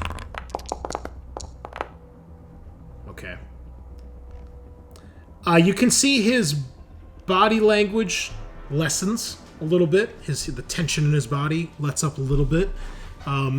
He still has his gun aimed, but he seems to relax ever so slightly when and you can tell it's because you're mentioning, like, hey, the ship is not going anywhere. And he's like, what's it going to take to get this thing moving? What we're trying to figure out. And he looks at the android, and Grace starts, like, explaining everything. And you can tell he's kind of explaining it in really complicated terms, maybe to try to buy time or confuse them. So he's getting very technical. And finally this guy's like, break it down for me, robot. Simple steps. What do you need? And you see Gray kind of looks over to you, Sajaad, across the room, like, kind of imploring for help, but it looks like he's about to kind of try to explain it a little bit easier for them. Unless you do anything. I don't want to jump these guys. Oh, you don't have to. I mean, if not, he just kind of gives you a look and then he starts to talk. I'll kind of start rounding. Like, are they between us and Gray? Yes. Yeah, I'll kind of slowly kind of start rounding around towards Gray. Okay. The situation has been diffused enough where they don't, like, immediately attack you and they let you pass. You know, so at least you get around, but the others are probably staying there. At this point, Lugar, I'll need a rad test for you because you're going to be running through that. I need a rad test and a mobility test to avoid the second rad test. Alrighty. Can I just click this thing? Just add a rad point and it'll do the rad roll. Okay, take a point of damage. Oh my god. And then make the mobility test, otherwise you have to make another rad test because you get slowed down.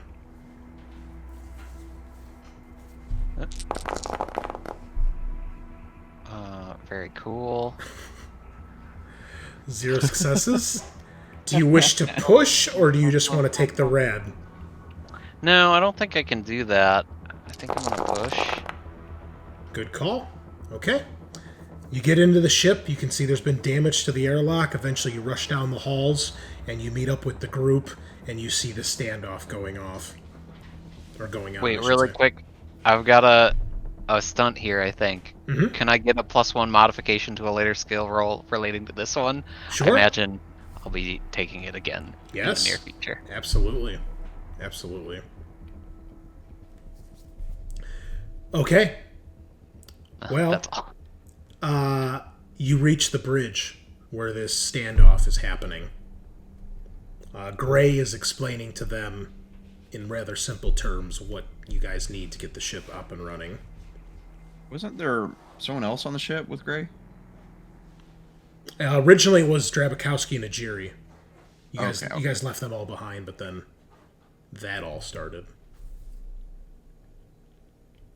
So, what do you guys do? I fill in Lugar. I don't think you have to. I think Lugar is able to piece this all together. Okay. Yeah. You're not, like, stopping while they're, like, they've got guns pointed at Gray demanding stuff, and then you're like, hey, Captain, by the way, they're not happy. Yeah. I guess I have a random question. What happened to Wix?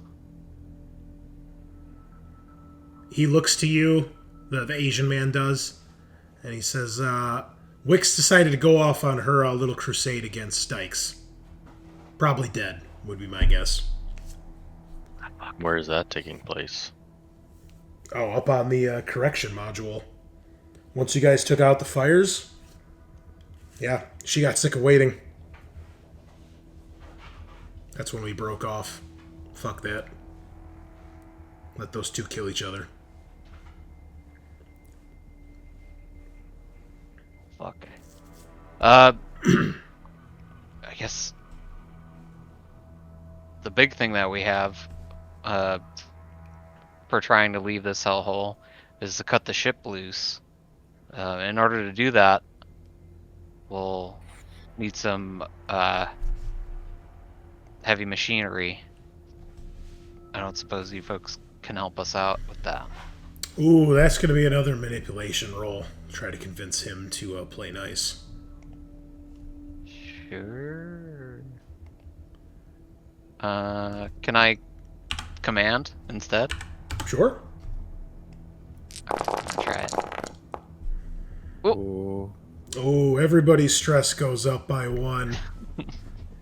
You're trying to tell this hardened criminal how to do things, but you do pass the test with 3 successes. Nicely done. So what do you say to him exactly? Well, if any of us want to get off of this hellhole, then we'll need to cut the ship loose. And unless you fellows brought an entire fleet of arms and appropriate cutting torches, we'll need something a little more heavy duty to loose the ship from.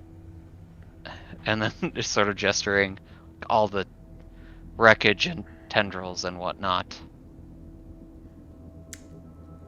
You see, he goes, all right, Captain. And he puts the gun down in his holster and he goes, as you can see, we've got a few things here that can help with. I can send some of my guys to grab some more gear and we can help cut you out. But we're staying on the ship. You're taking us with. Okay. Where's the other gear? If we need to... Oh, I believe the captain might have that list. It was a list that, what's-his-face, Gray gave you guys earlier. Yeah, stuff on the ship. I think we took some amount of it, but we had the power loaders, grappling guns, bolt guns. No, I'm talking about the stuff that the Gray stuff. gave you. So the cutting tools are either they're in the machine room and the plasma relay stations. You could also potentially use the EVA pods. They have similar tools, like these little arms attached to them that can do the same thing. Those are all throughout the station. But, yeah, the machine room and the plasma relay stations. Which deck are those on? I believe that is H.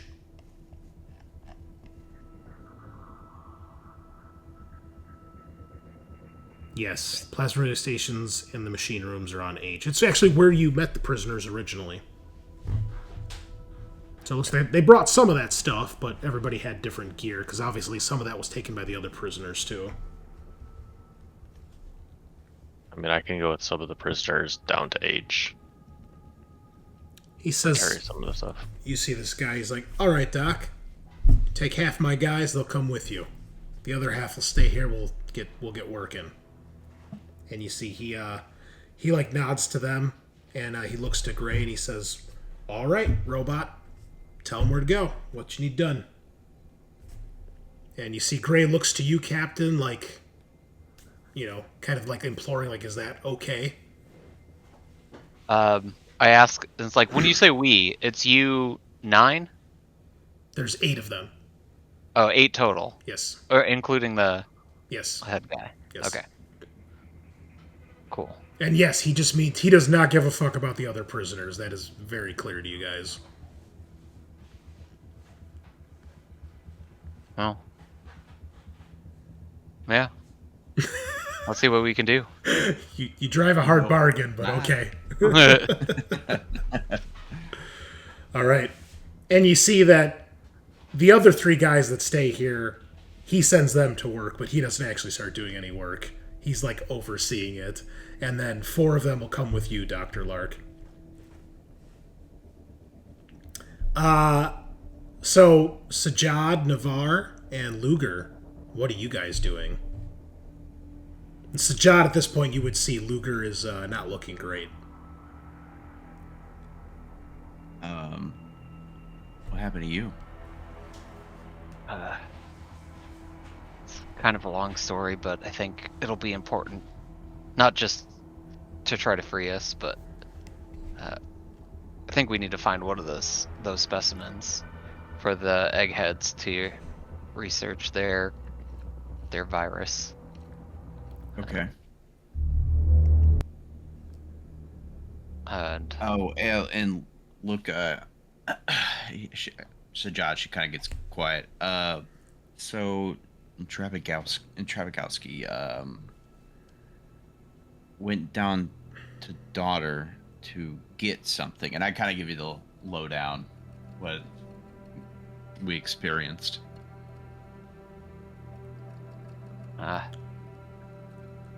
Yeah, there was something that she had pulled off of the mother system as well that Webb was looking for. I guess some part of his research, maybe? I'm not really sure what it was.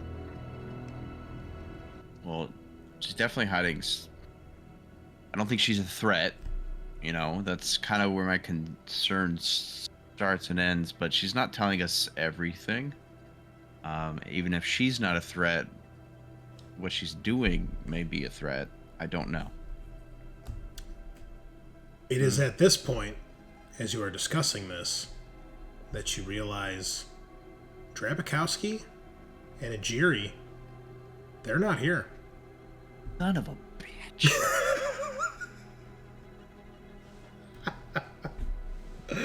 I'm sorry, Sajaad. I get in comms for Najiri. Come in. Sergeant, I'm here.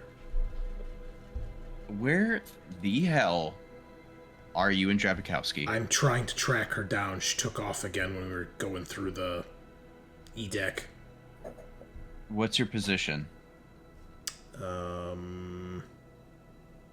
think she's heading up. I'm not sure where. I kind of look at you guys. You mean up the station? Yeah, up to a higher deck. Up to Palms? I think Navarre would just take off. Peace! Just, like running? Or like just casually walks away? Like found an starts escape pod and Right to the black hole. No, like I think he would sigh a deep sigh and look at Sajaad and say, I've had it with her running off, and would walk and start to pursue her, I guess, if she's going up floors, or if she's going up. Wow. Okay. Dr. Lark, are you going down to the lower deck with the prisoners? Okay. yep. So I Sajaad think the and professor's going to go kill Trabakowski, so should probably go.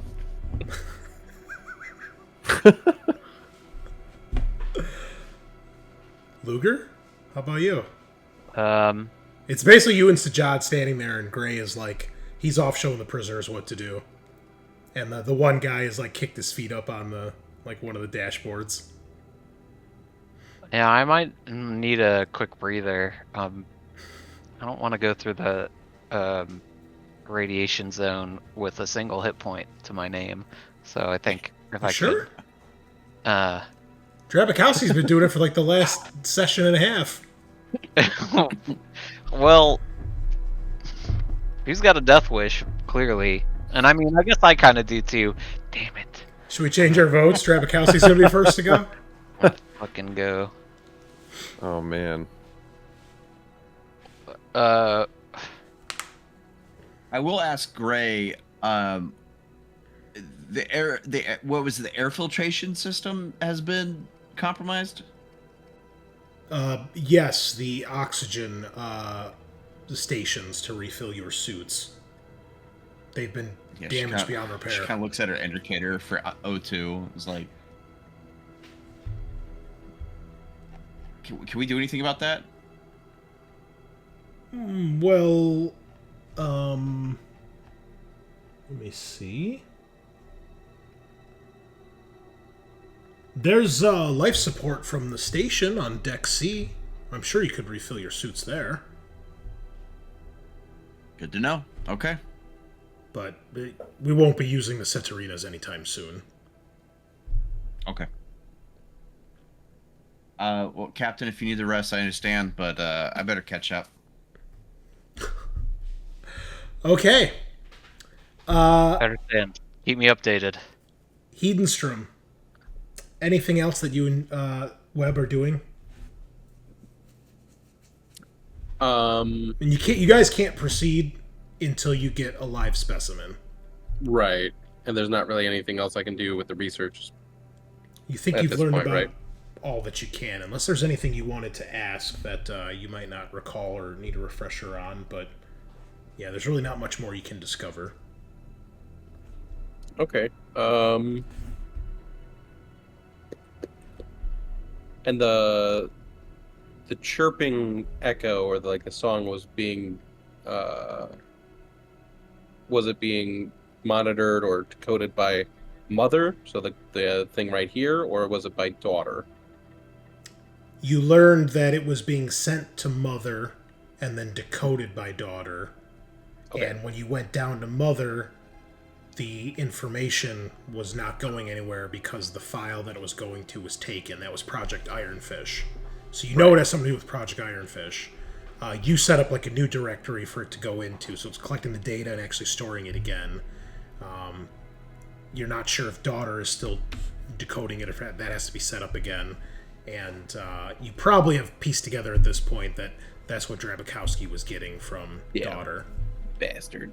So, yeah, can I go check on the mother and see if the daughter's decoding it? And if it's not, I'll reset that up.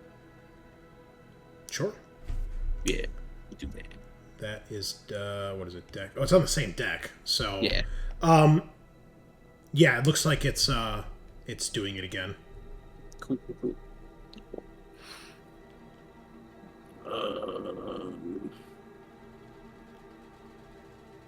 Yeah, I mean, I guess I'll just kind of wait around, let my my stress decrease, Okay. and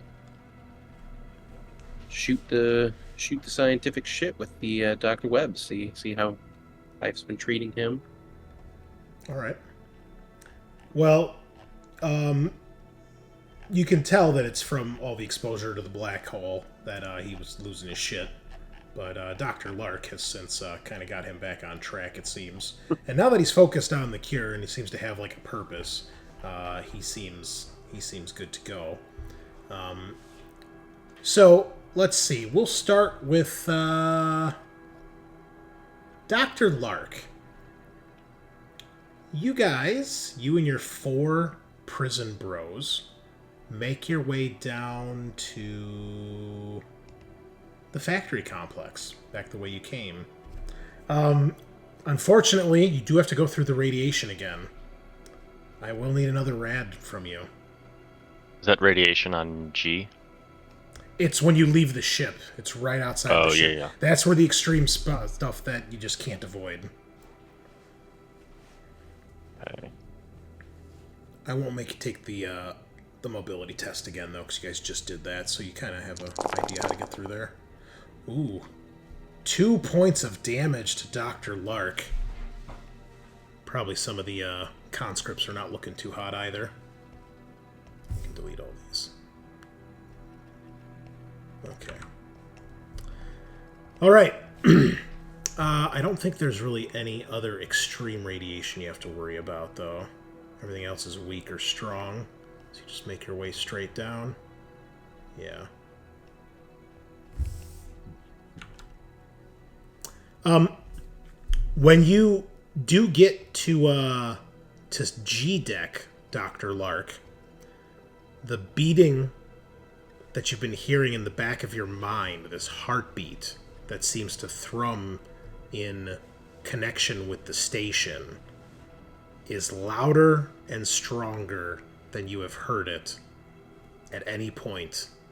But when you're on this deck, it is almost like your ear is pressed up against somebody's chest. That's how clear it is. Do you do anything, or you just continue onwards? Where is the... And as a matter of Where are fact, we on G? you're right here at the chute. Right here? Okay. When you are walking down the ladder and you get to this deck and you see the door and you can hear this heartbeat thumping in your mind, or perhaps it's the station itself. It's hard to tell at this point what the difference is. You're overcome with a feeling of calm and tranquility.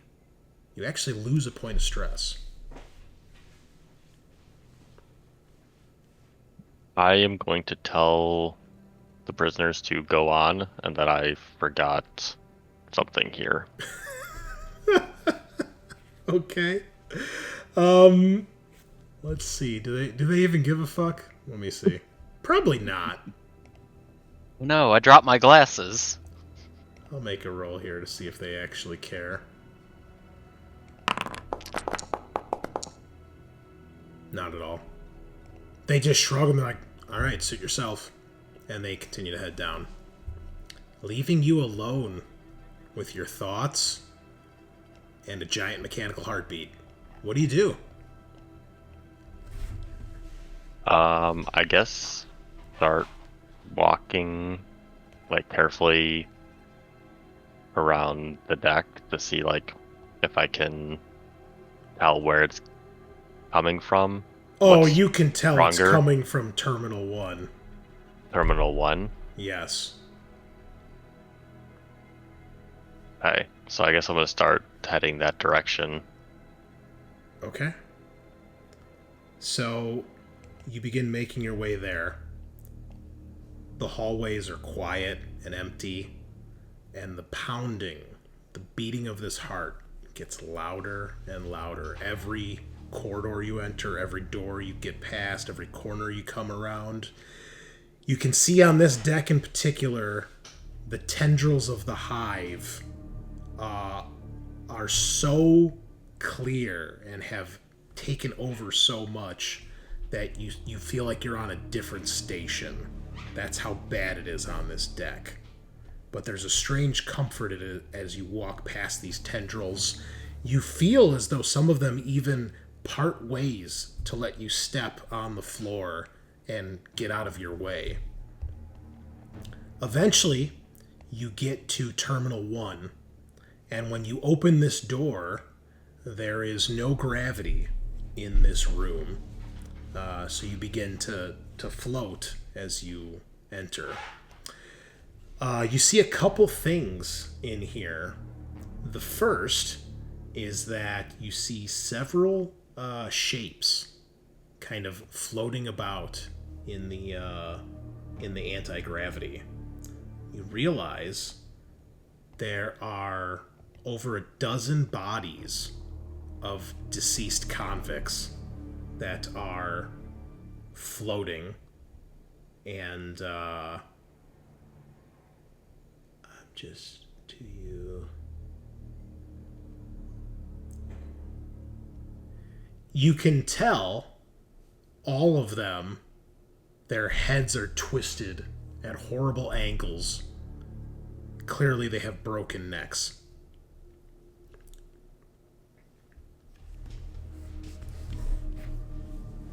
In the distance, as you make your way further into the chamber, you see a massive shape.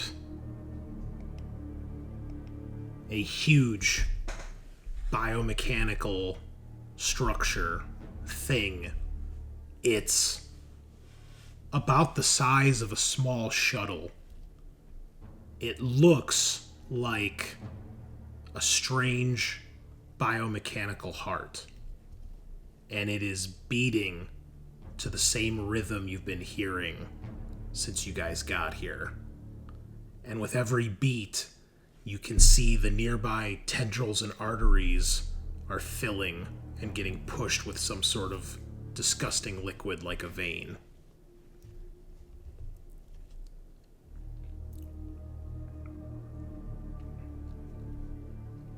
What do you do? I guess I'm gonna get closer to it. Yeah, as you get closer, you realize it takes up like about half the bay here, like from almost wall to wall. Like you can't even see this door beyond it because it's taken up so much, and it like almost reaches the ceiling.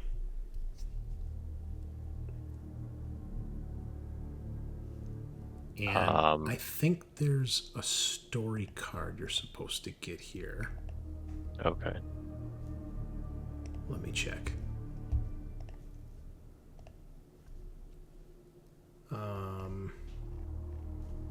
I believe it is. Is this it? Yes. I'm going to put this on your character sheet. It'll end up in your agendas. Oh, yep, I see.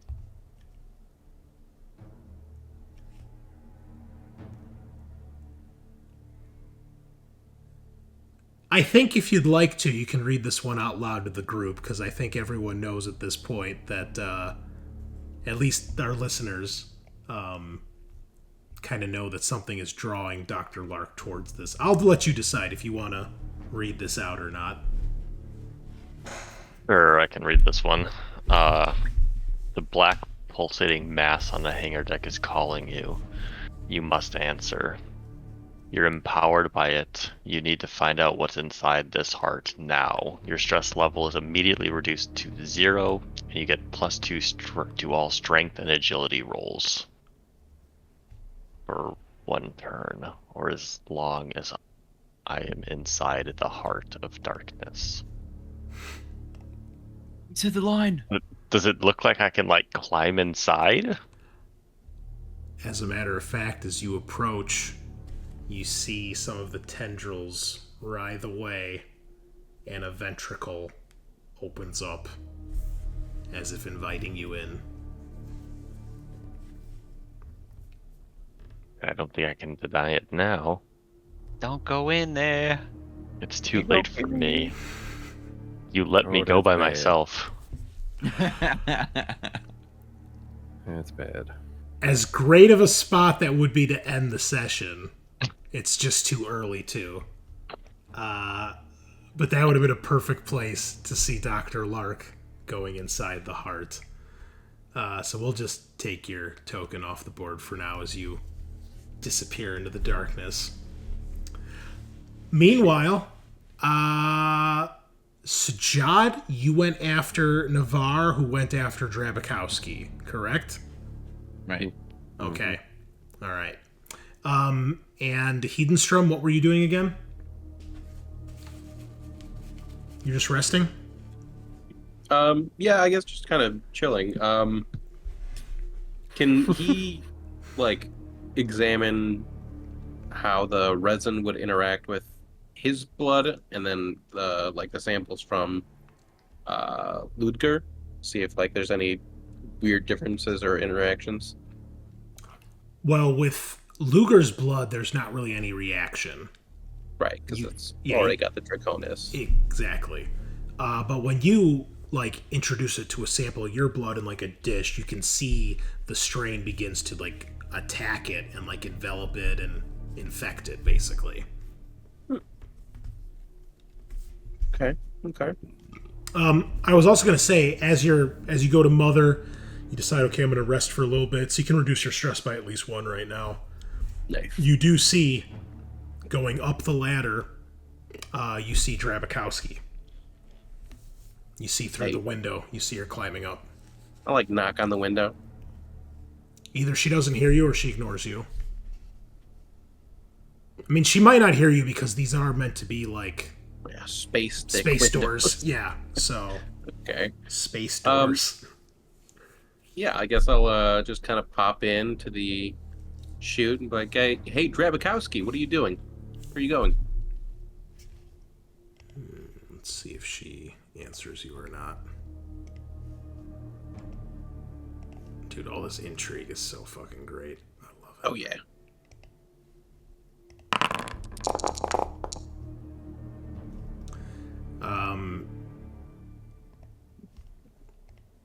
You do see that she looks down at you and stops for a second. And she says, important business. Will only be a moment. Oh, okay. And yeah, I'll come with and I'll follow her up. Okay. She gets up to B deck. You see that's where she stops. Okay. Yeah. Give me an observation roll, because obviously she's up and out of the chute before you are. And you don't see her when you get up there. One success. It's going to be opposed. Man, I gotta push it then. Alright, 2 successes. Unfortunately, That's so many dice. that's not enough. Fuck. You lose track of her. What do you do?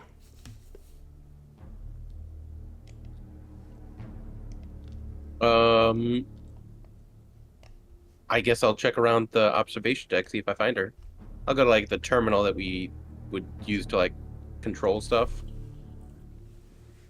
Okay. The damage control terminal. All right. You do start looking around. Are you trying to be quiet at all? Are you like rushing about? Are you just being casual about this? He's definitely gonna be more quick about it because he's super suspicious of her and her UPP ways.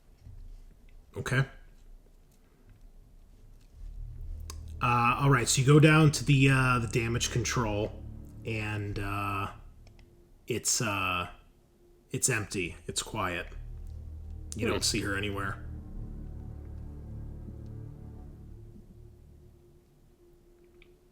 Then I guess I go up to the A deck.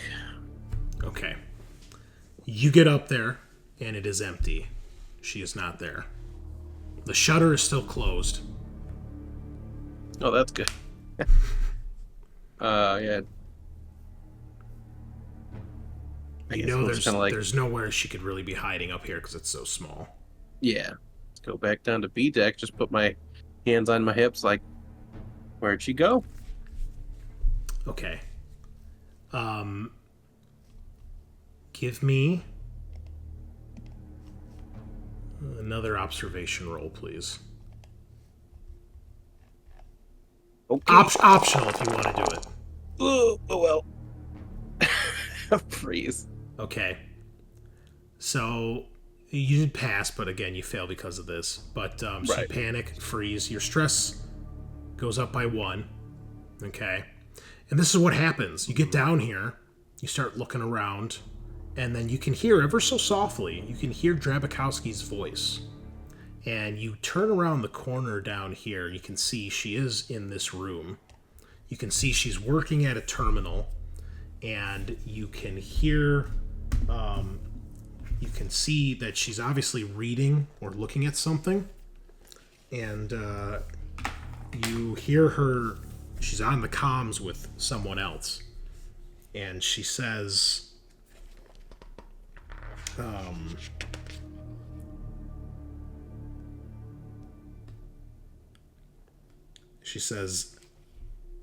negative.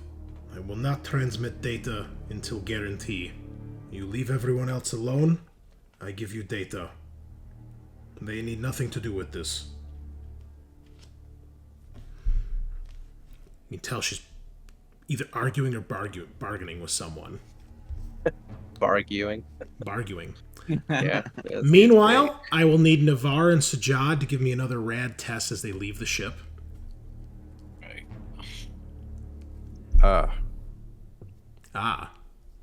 Indeed.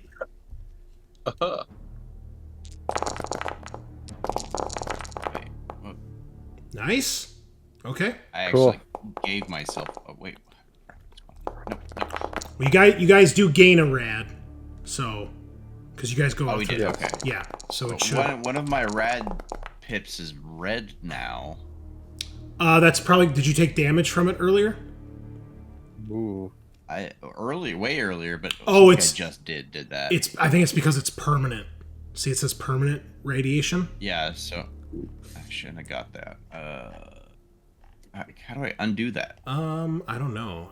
This is the first time I've ever had rads in this game. If it's permanent, they just might have programmed it so you can't undo it. That's probably. No. Let's see. Well, if I get up that high, oh Whoops. god, oh god. Oh my. Yeah. So Drabic. no. So What's happening? What? Did you break the game? What is Sorry. why? Why there's so Oh no! What is I- going on? so Permanent. bad news, Sajaad. It appears I can add more radiation, but I can't get rid of it. Oh, How many points were you at? 3? I think, have 4 points of radiation. Okay. Oh, sorry. All right. Yeah, I can't. Get The rid right of the click permanent ones. reduces. Oh. Yeah, I mean, because yeah, I the, get- the permanent stuff, when you actually get permanent stuff in game, it is forever.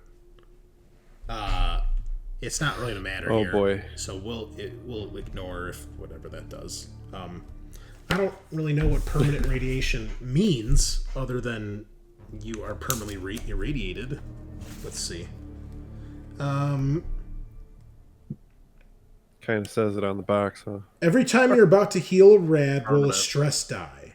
If it shows a facehugger, the rad is not healed, but instead it becomes permanent. Permanent radiation can never be healed. Oh, okay. So, in essence, if there's ever a time, because rad eventually does go away over time. You heal 1 rad per shift, so it wouldn't have happened to you guys yet.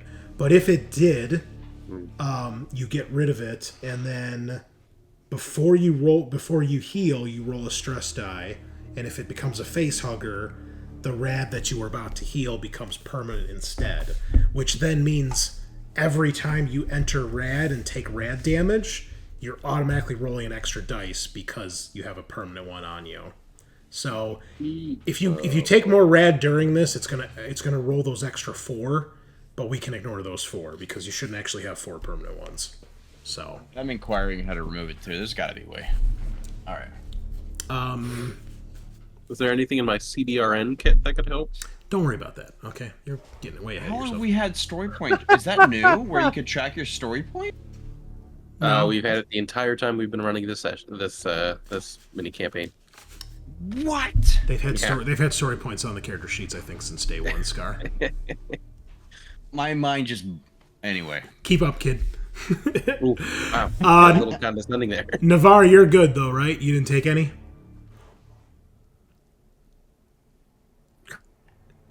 Nope. Okay. No, I have to go I'm back with all all this great. radiation because Well, I there's mean- like 100 of them. Okay, so you guys took none, and then it all got fucked up. Okay, so you guys eventually make your way. Well, you get out. Where do you go? You just, Jerry said going up.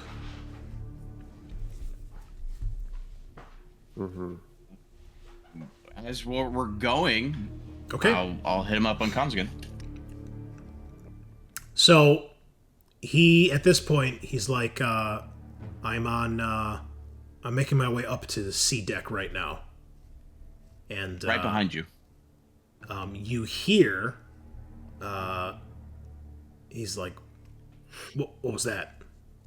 And you hear a loud crack, a loud crashing noise, and you hear a Jiri scream. Oh man, I hit the nitro button And on the- my boy. suit. Okay. You get up to C deck, and Hedenstrom, you're not there anymore. You get up to C deck. What you see is a Jiri is being attacked by one of these creatures that you saw putting itself into the cocoon. I don't think they actually have one here. No. So what you see? attacked. Let me get its attack table and see what it's actually doing. Oh, jeez. They don't actually have it Oh, here. boy. I have to go to like a different. Come on, game. You can do better I than want to this. hear about attack tables. Come on, Game, Foundry. do better. What are you, roll 20? Well, it's just that it's in.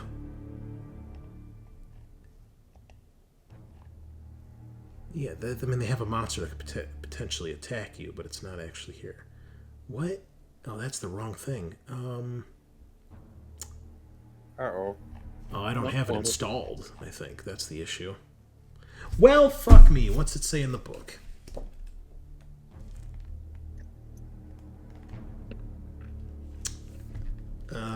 Oh, they don't even give you attack tables in here? Come on, game. Ugh. What are you doing? Game. Alright. Somebody roll me a d6. Scaarr, you're the one witnessing it. I remember some of this stuff. Oh, God. Okay. No, why? I know exactly what happens with this one. So you see... you see one of the abominations, the thing that the dude mutated, that Fitfield mutated into in Prometheus. Basically what they look like. So you see this creature. It looks like it was once human. It's bipedal. It's about 7 feet tall.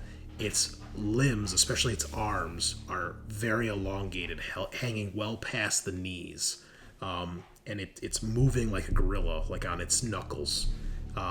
Its head looks like its helmet has merged with the head and gives it this weird, glassy, translucent look. And the back of the head is elongated kind of to a point, like the back of the skull just started growing and growing. And it, what you see as you come up the ladder, the door is still open, you see this thing basically dive past the doorway, grabs Ajiri by the head, and pulps his skull. He's screaming. You see blood. Fuck. You hear cracking, and then... and his screams stop, and his lifeless body crumples to the ground. Damn, no one had money on Ajiri. Oh god, yeah. Sajaad, you'll hear her kind of scream, "Oh fuck!" And I'm gonna start shooting this thing. All right. Now, normally, Yep. I think that'd be a great place to end, but since we started a little late, do you guys want to go for a little bit longer, or should we cut it here? I'll let you guys decide. I'm into it. I'm fine, yeah. All right. Okay, let's get your token out here then. Good luck, Sajaad. Well, I guess no. I'm sorry, Navarre. You would have seen this first because you went before Sajaad. I mean, can we all not kid ourselves and say Sajaad clearly would have caught up with Navarre? Yeah, and but if anything, they saw it at the same time. Well, keep in mind the ladder up here, it's too narrow where you have to go single file. So, but yeah, we'll say he's right behind you, but you would see this first, and we'll assume Sajaad, some blood comes flying into the room down the ladder. Some shit's just gone down. Yeah, I apologize, I don't have a token for the monster, but I guess we can just use this guy just to represent that he's there. And Ajiri is big rip, as they say. So, Oh, buddy. what do you do? It doesn't seem to have noticed the two of you.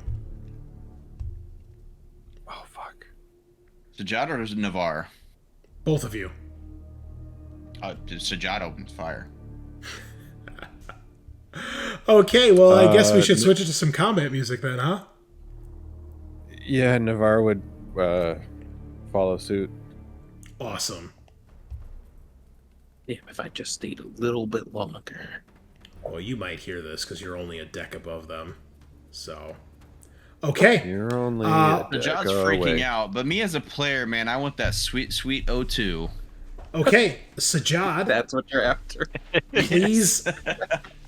I guess you guys all should have made air tests too, because you had to go through the thing.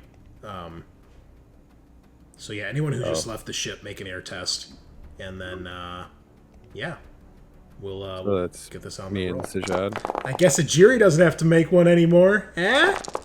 Hey, Too soon? Oh, fuck me, no. Damn, Navarre. Okay. Yep. Damn, I Sajaad. know. Drabakowski lost one as well. Yeah, see, that O2 ain't looking so bad now. Huh? It's all coming together. It makes sense why you're after the O2. Okay. You will get a surprise round on this, and then we'll go into initiative. So, Sajaad, Excellent. go ahead and attack. Right. I was born for this. Is this monster in the core rulebook? I don't think it is. I kind of remember its stats, but I also don't. Ooh. Oh, Oh my god, how many dice did you roll? One hit? Yeah. That's like, yeah. that's like, yeah. that's like 17 dice. 1 6. That's like 14 Statistically, you dice. should have rolled 3 6s. Would you like to push? I would not like I don't know if that. I'd risk the push, man. Yeah, don't. I would not like To be fair, I hit. I'm 2 damage. You just need 1, folks. Okay. Okay. I'll Any- do the 2 Depending on damage. armor. Anything So hold on. special here that I need to know? Yeah, shotgun. Other than it takes the stamina test if it's hit, right? That's We it. Yeah, determine- that's it. They got to do a stamina roll. Okay. It says -2 stamina roll with a shotgun though. It's a Oh. hard stamina roll. Oh, nice. Oh, Yeah, it makes them all hard. right. I'm just checking. And to it's see. armor piercing as well.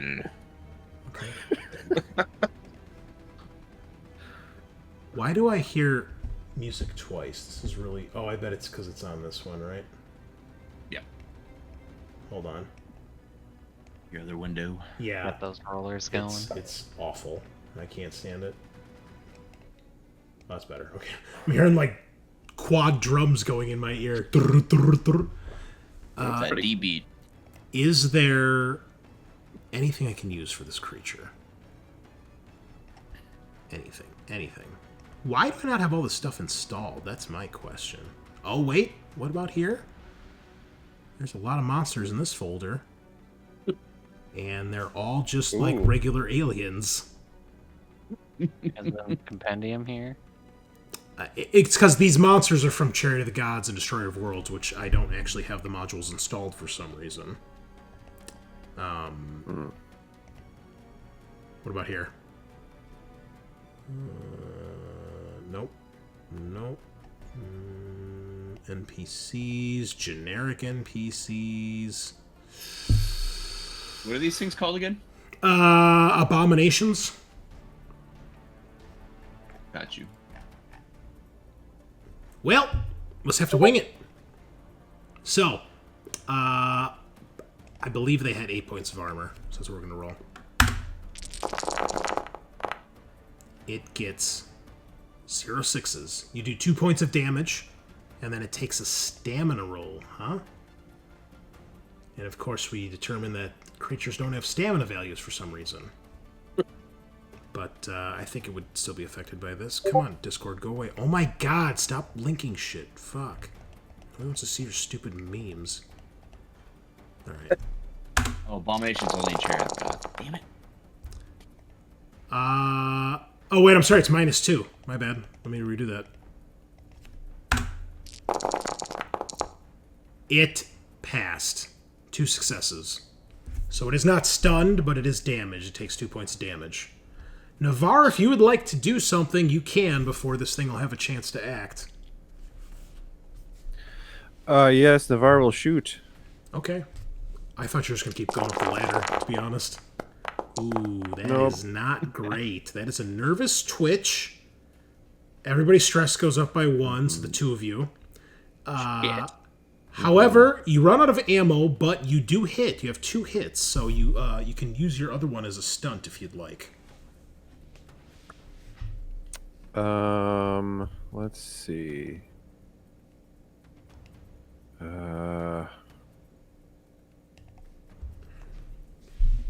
about I will do the falls to the ground or is push back? Sure. Yeah. Yeah. You knock it back as it staggers from the sudden attack. It's not expecting it. And so that'll be 1 point of damage. Let me roll for its armor here. Is that gun armor piercing? Yes. Oh, really? Oh, nice. Okay. For some reason, the pistols are armor piercing. Well, probably because you don't have any other guns. But it still rolled a success, so you don't do any damage. Sorry, bro. Is my camera all fucked up again? No, it looked like it was fine. Looked a little blurry to me.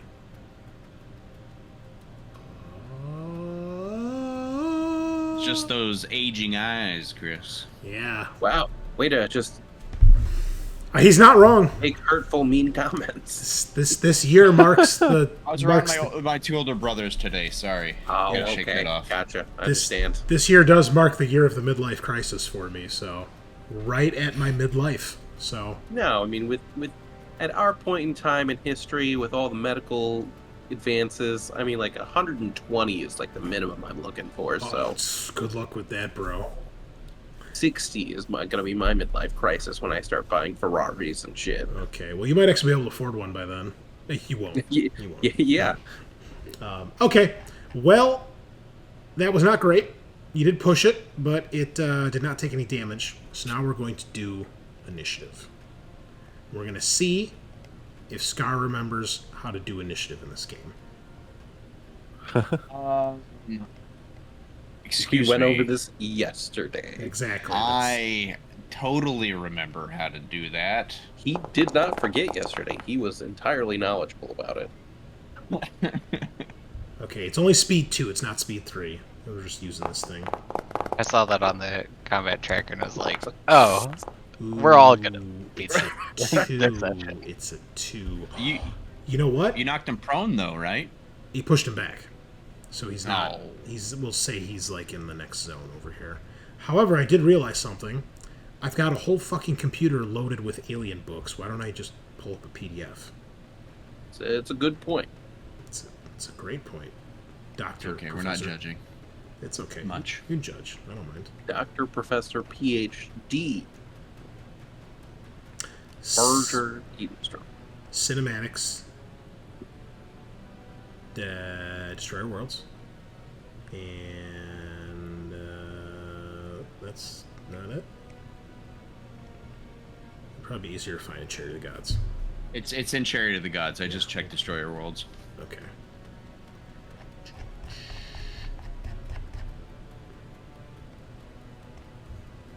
Whoa, that's bright. Okay. Abomination coming at you. How close was I on this thing's stats?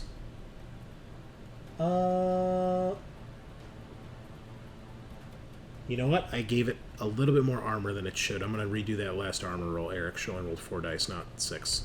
Its base armor is 6. Still rolled a 6. Alright, it was meant to be.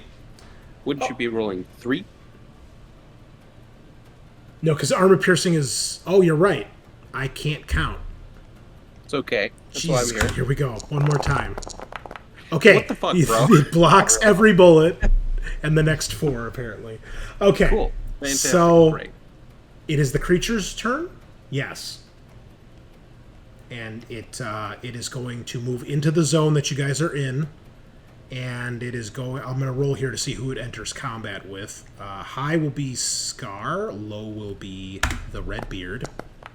It's going for Sajaad. All right, that's its initiative 2. Sajaad, you're up at initiative 3. You can act before this thing rips your spine out and beats you to death with it. Oh yeah, I'm gonna just shove this shotgun down its throat. All right, keep in mind, shooting while you are engaged in combat is -3. I think I So- can take the hit. I think so. So many stress dice at this point. Okay, go for it.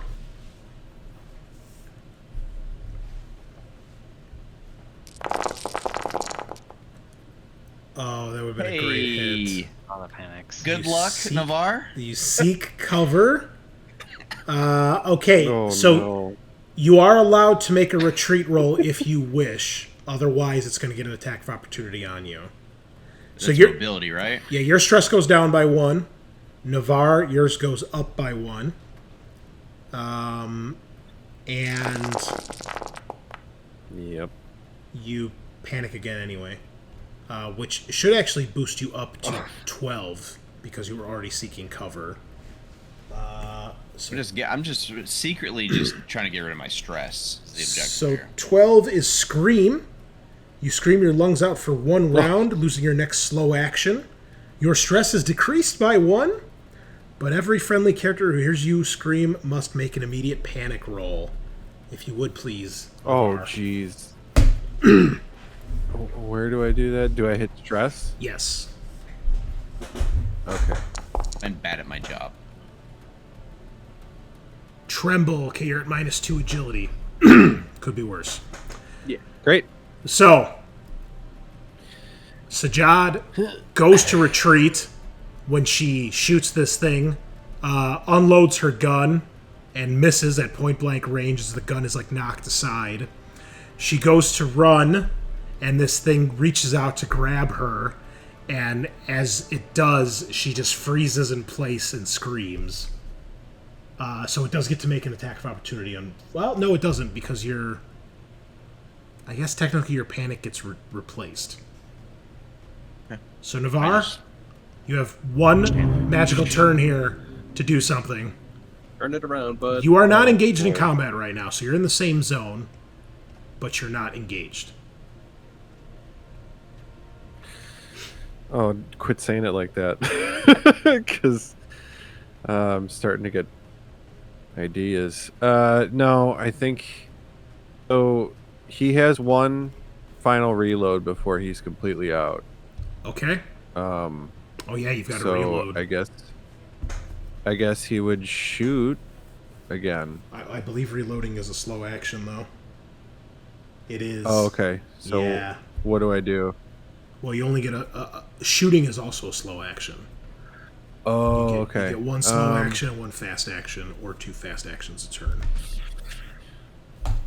Well, you know what? I can't let Sajaad get gone like this. So, would I be able to bust out the stun baton? Hell yeah, you can bust out the stun baton. So how do I re-engage it It would be or a make active? left or right click on the icon of the item. Oh, yeah, I got it. Okay. Wait, no. Come on. You gotta click on the picture. Hence why I said icon. Ah, here we go.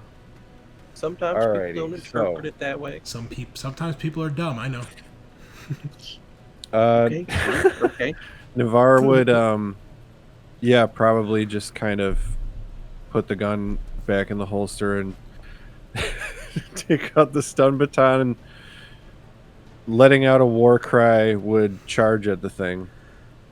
I mean, depending on what your stats are, you are at -2 for agility, so shooting is less effective right now anyway. Yeah, that's why I was thinking Entirely probably Yeah, that's all. probably a stun baton would be better. Yeah. Alrighty. We've already So, determined here that we go. Navarre is like ex-secret agent or something. Yeah, absolutely. I It hope works so. against the synths. 2 successes. Do you want to push? Oh. Wait, so if I push, I don't get those 2 anymore, right? No, they stay. They stay. Yeah. It rerolls your duds only. Rerolls everything else. I mean, why not?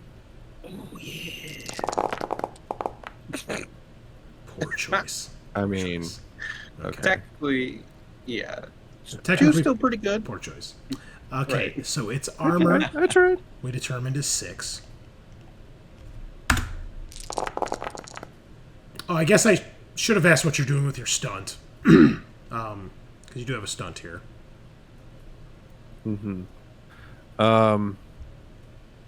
I would say. Oh, You just need 1 damage to Um, get through for another stamina roll too, don't you? No, it's just hitting it. Remember, we determined you just have to be... The attack just has to hit for the stun baton. So one of the stunts is you knock or pull a weapon or other object from your opponent. Could I loosen Sajaad?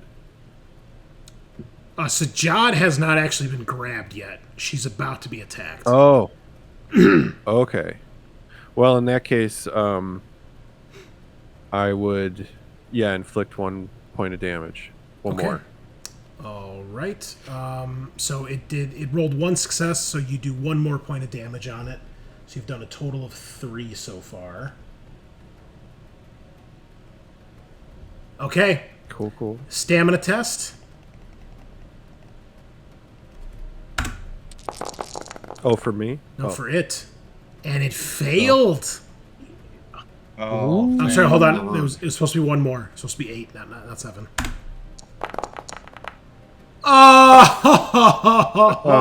Such bullshit. Get fucked, noob. Okay. Here it comes. Sajaad. Just gonna keep shaking my head. It rolls a 1. Horrible roar. The abomination screams in fury. All humans in short range must make an immediate panic roll. My God. No more. Come on, Sajaad, get the Zerk. Get out of here, brother. Okay, Try Sajaad, again. you're already at a 10, though. You should be up to 11. I'm sorry. Panicked 12 You right should now. be at 13, because you screamed last time. Yeah. How can I fix that? Oh, I'm checking here. Hold on. Yeah, because 11 went up to 12. Because you had seek cover, then you rolled another 11, so it goes up again. So 12. So I should be panic 13. Flee. You just can't take it anymore. You must flee to a safe place and refuse to leave it. You won't attack anyone and won't attempt anything dangerous. You are not allowed to make a retreat roll if you have an enemy at engaged range when you flee. Your stress has decreased by 1, but every friendly character who sees you run must make an immediate panic roll. However, Oh my God. However, Navarre, you've already made 2 panic rolls this round, so you don't need to make any more. That's my little house rule there. But what did you get on yours? Drop item? You dropped the stun baton. Drop clearly. item. And your stress goes up by 1. Fortunately, Looking good for us, boys. Sajaad, you bolt, and the creature gets an attack of opportunity on you. Yeah. 2. Fist strike. The abomination strikes its victim with a powerful punch. Roll the attack with 10 base dice. Damage 1. 10 base dice, okay. Falcon punch. Oh! 4 successes! Oh my God. Roll your armor, please. That's 4 damage. That's 1 success. Well, come on. 3 damage. I can't block with an item, can I? No, because you are currently fleeing. Oh, she broke. Broke? Oh boy. I'm 0. Yeah. Do you want to roll or should I?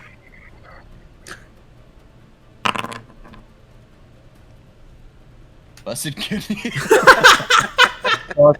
It makes sense. You turn to run and he punches Yeah, you in the fucking kidney. Just a kidney punch. Jeez. All right. Now, did you roll that on your character sheet? You did. Yes, Oh, so you're it's so there now. good at this game. Look at that. Okay, you can't run. You can only crawl. Your mobility's at -2. It is fatal, but you have 1 day before it kills you. So there's Crawl that. into the bright med bay. side- Get into the Yeah. fucking On the auto bright side, die. Navarre, there's now a shotgun right in the fight. Still not the first. Boy. Unfortunately, the creature is next at initiative 2 and turns to Professor Navarre. Oh boy. Hello. Oh no. Oh no. Head crush. Oh. You're wearing the armor, though. The abomination grabs the victim's head and tries to crush it with its bare hands.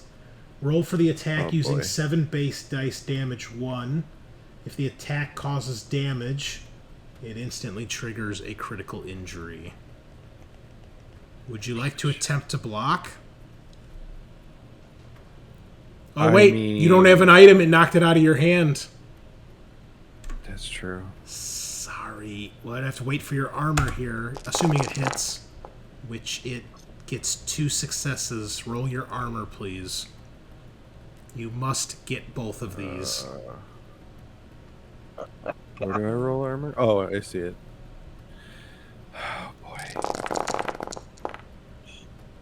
1 success. Navarre, Oh, fuck. do you have a any story story point? points left? Oh my gosh. That would be a negative. Oh, what a clutch moment it would have been. Sajaad, your kidney explodes as this thing punches you in the back. You scream in pain as you collapse to the ground. Dr. Webb opens the door to see what the fuck is going on out here. And you look up, you watch the abomination turns to Navarre, black goo dripping out of its mouth. It grabs him by the head just like a Jiri, and you see Navarre, and his head explodes. He was almost the first to go, So close. and his lifeless PC. body ends up right next to the other headless body. And that, folks, is where we're going to end tonight's session. One NPC, one PC, and another PC very, very injured. I don't think I could have rolled worse, honestly. Yeah, it was pretty bad. That was Yeah. Cephalenor caliber of rolls. there. Whoa, hold on. Let's No, not- because you actually hit the thing.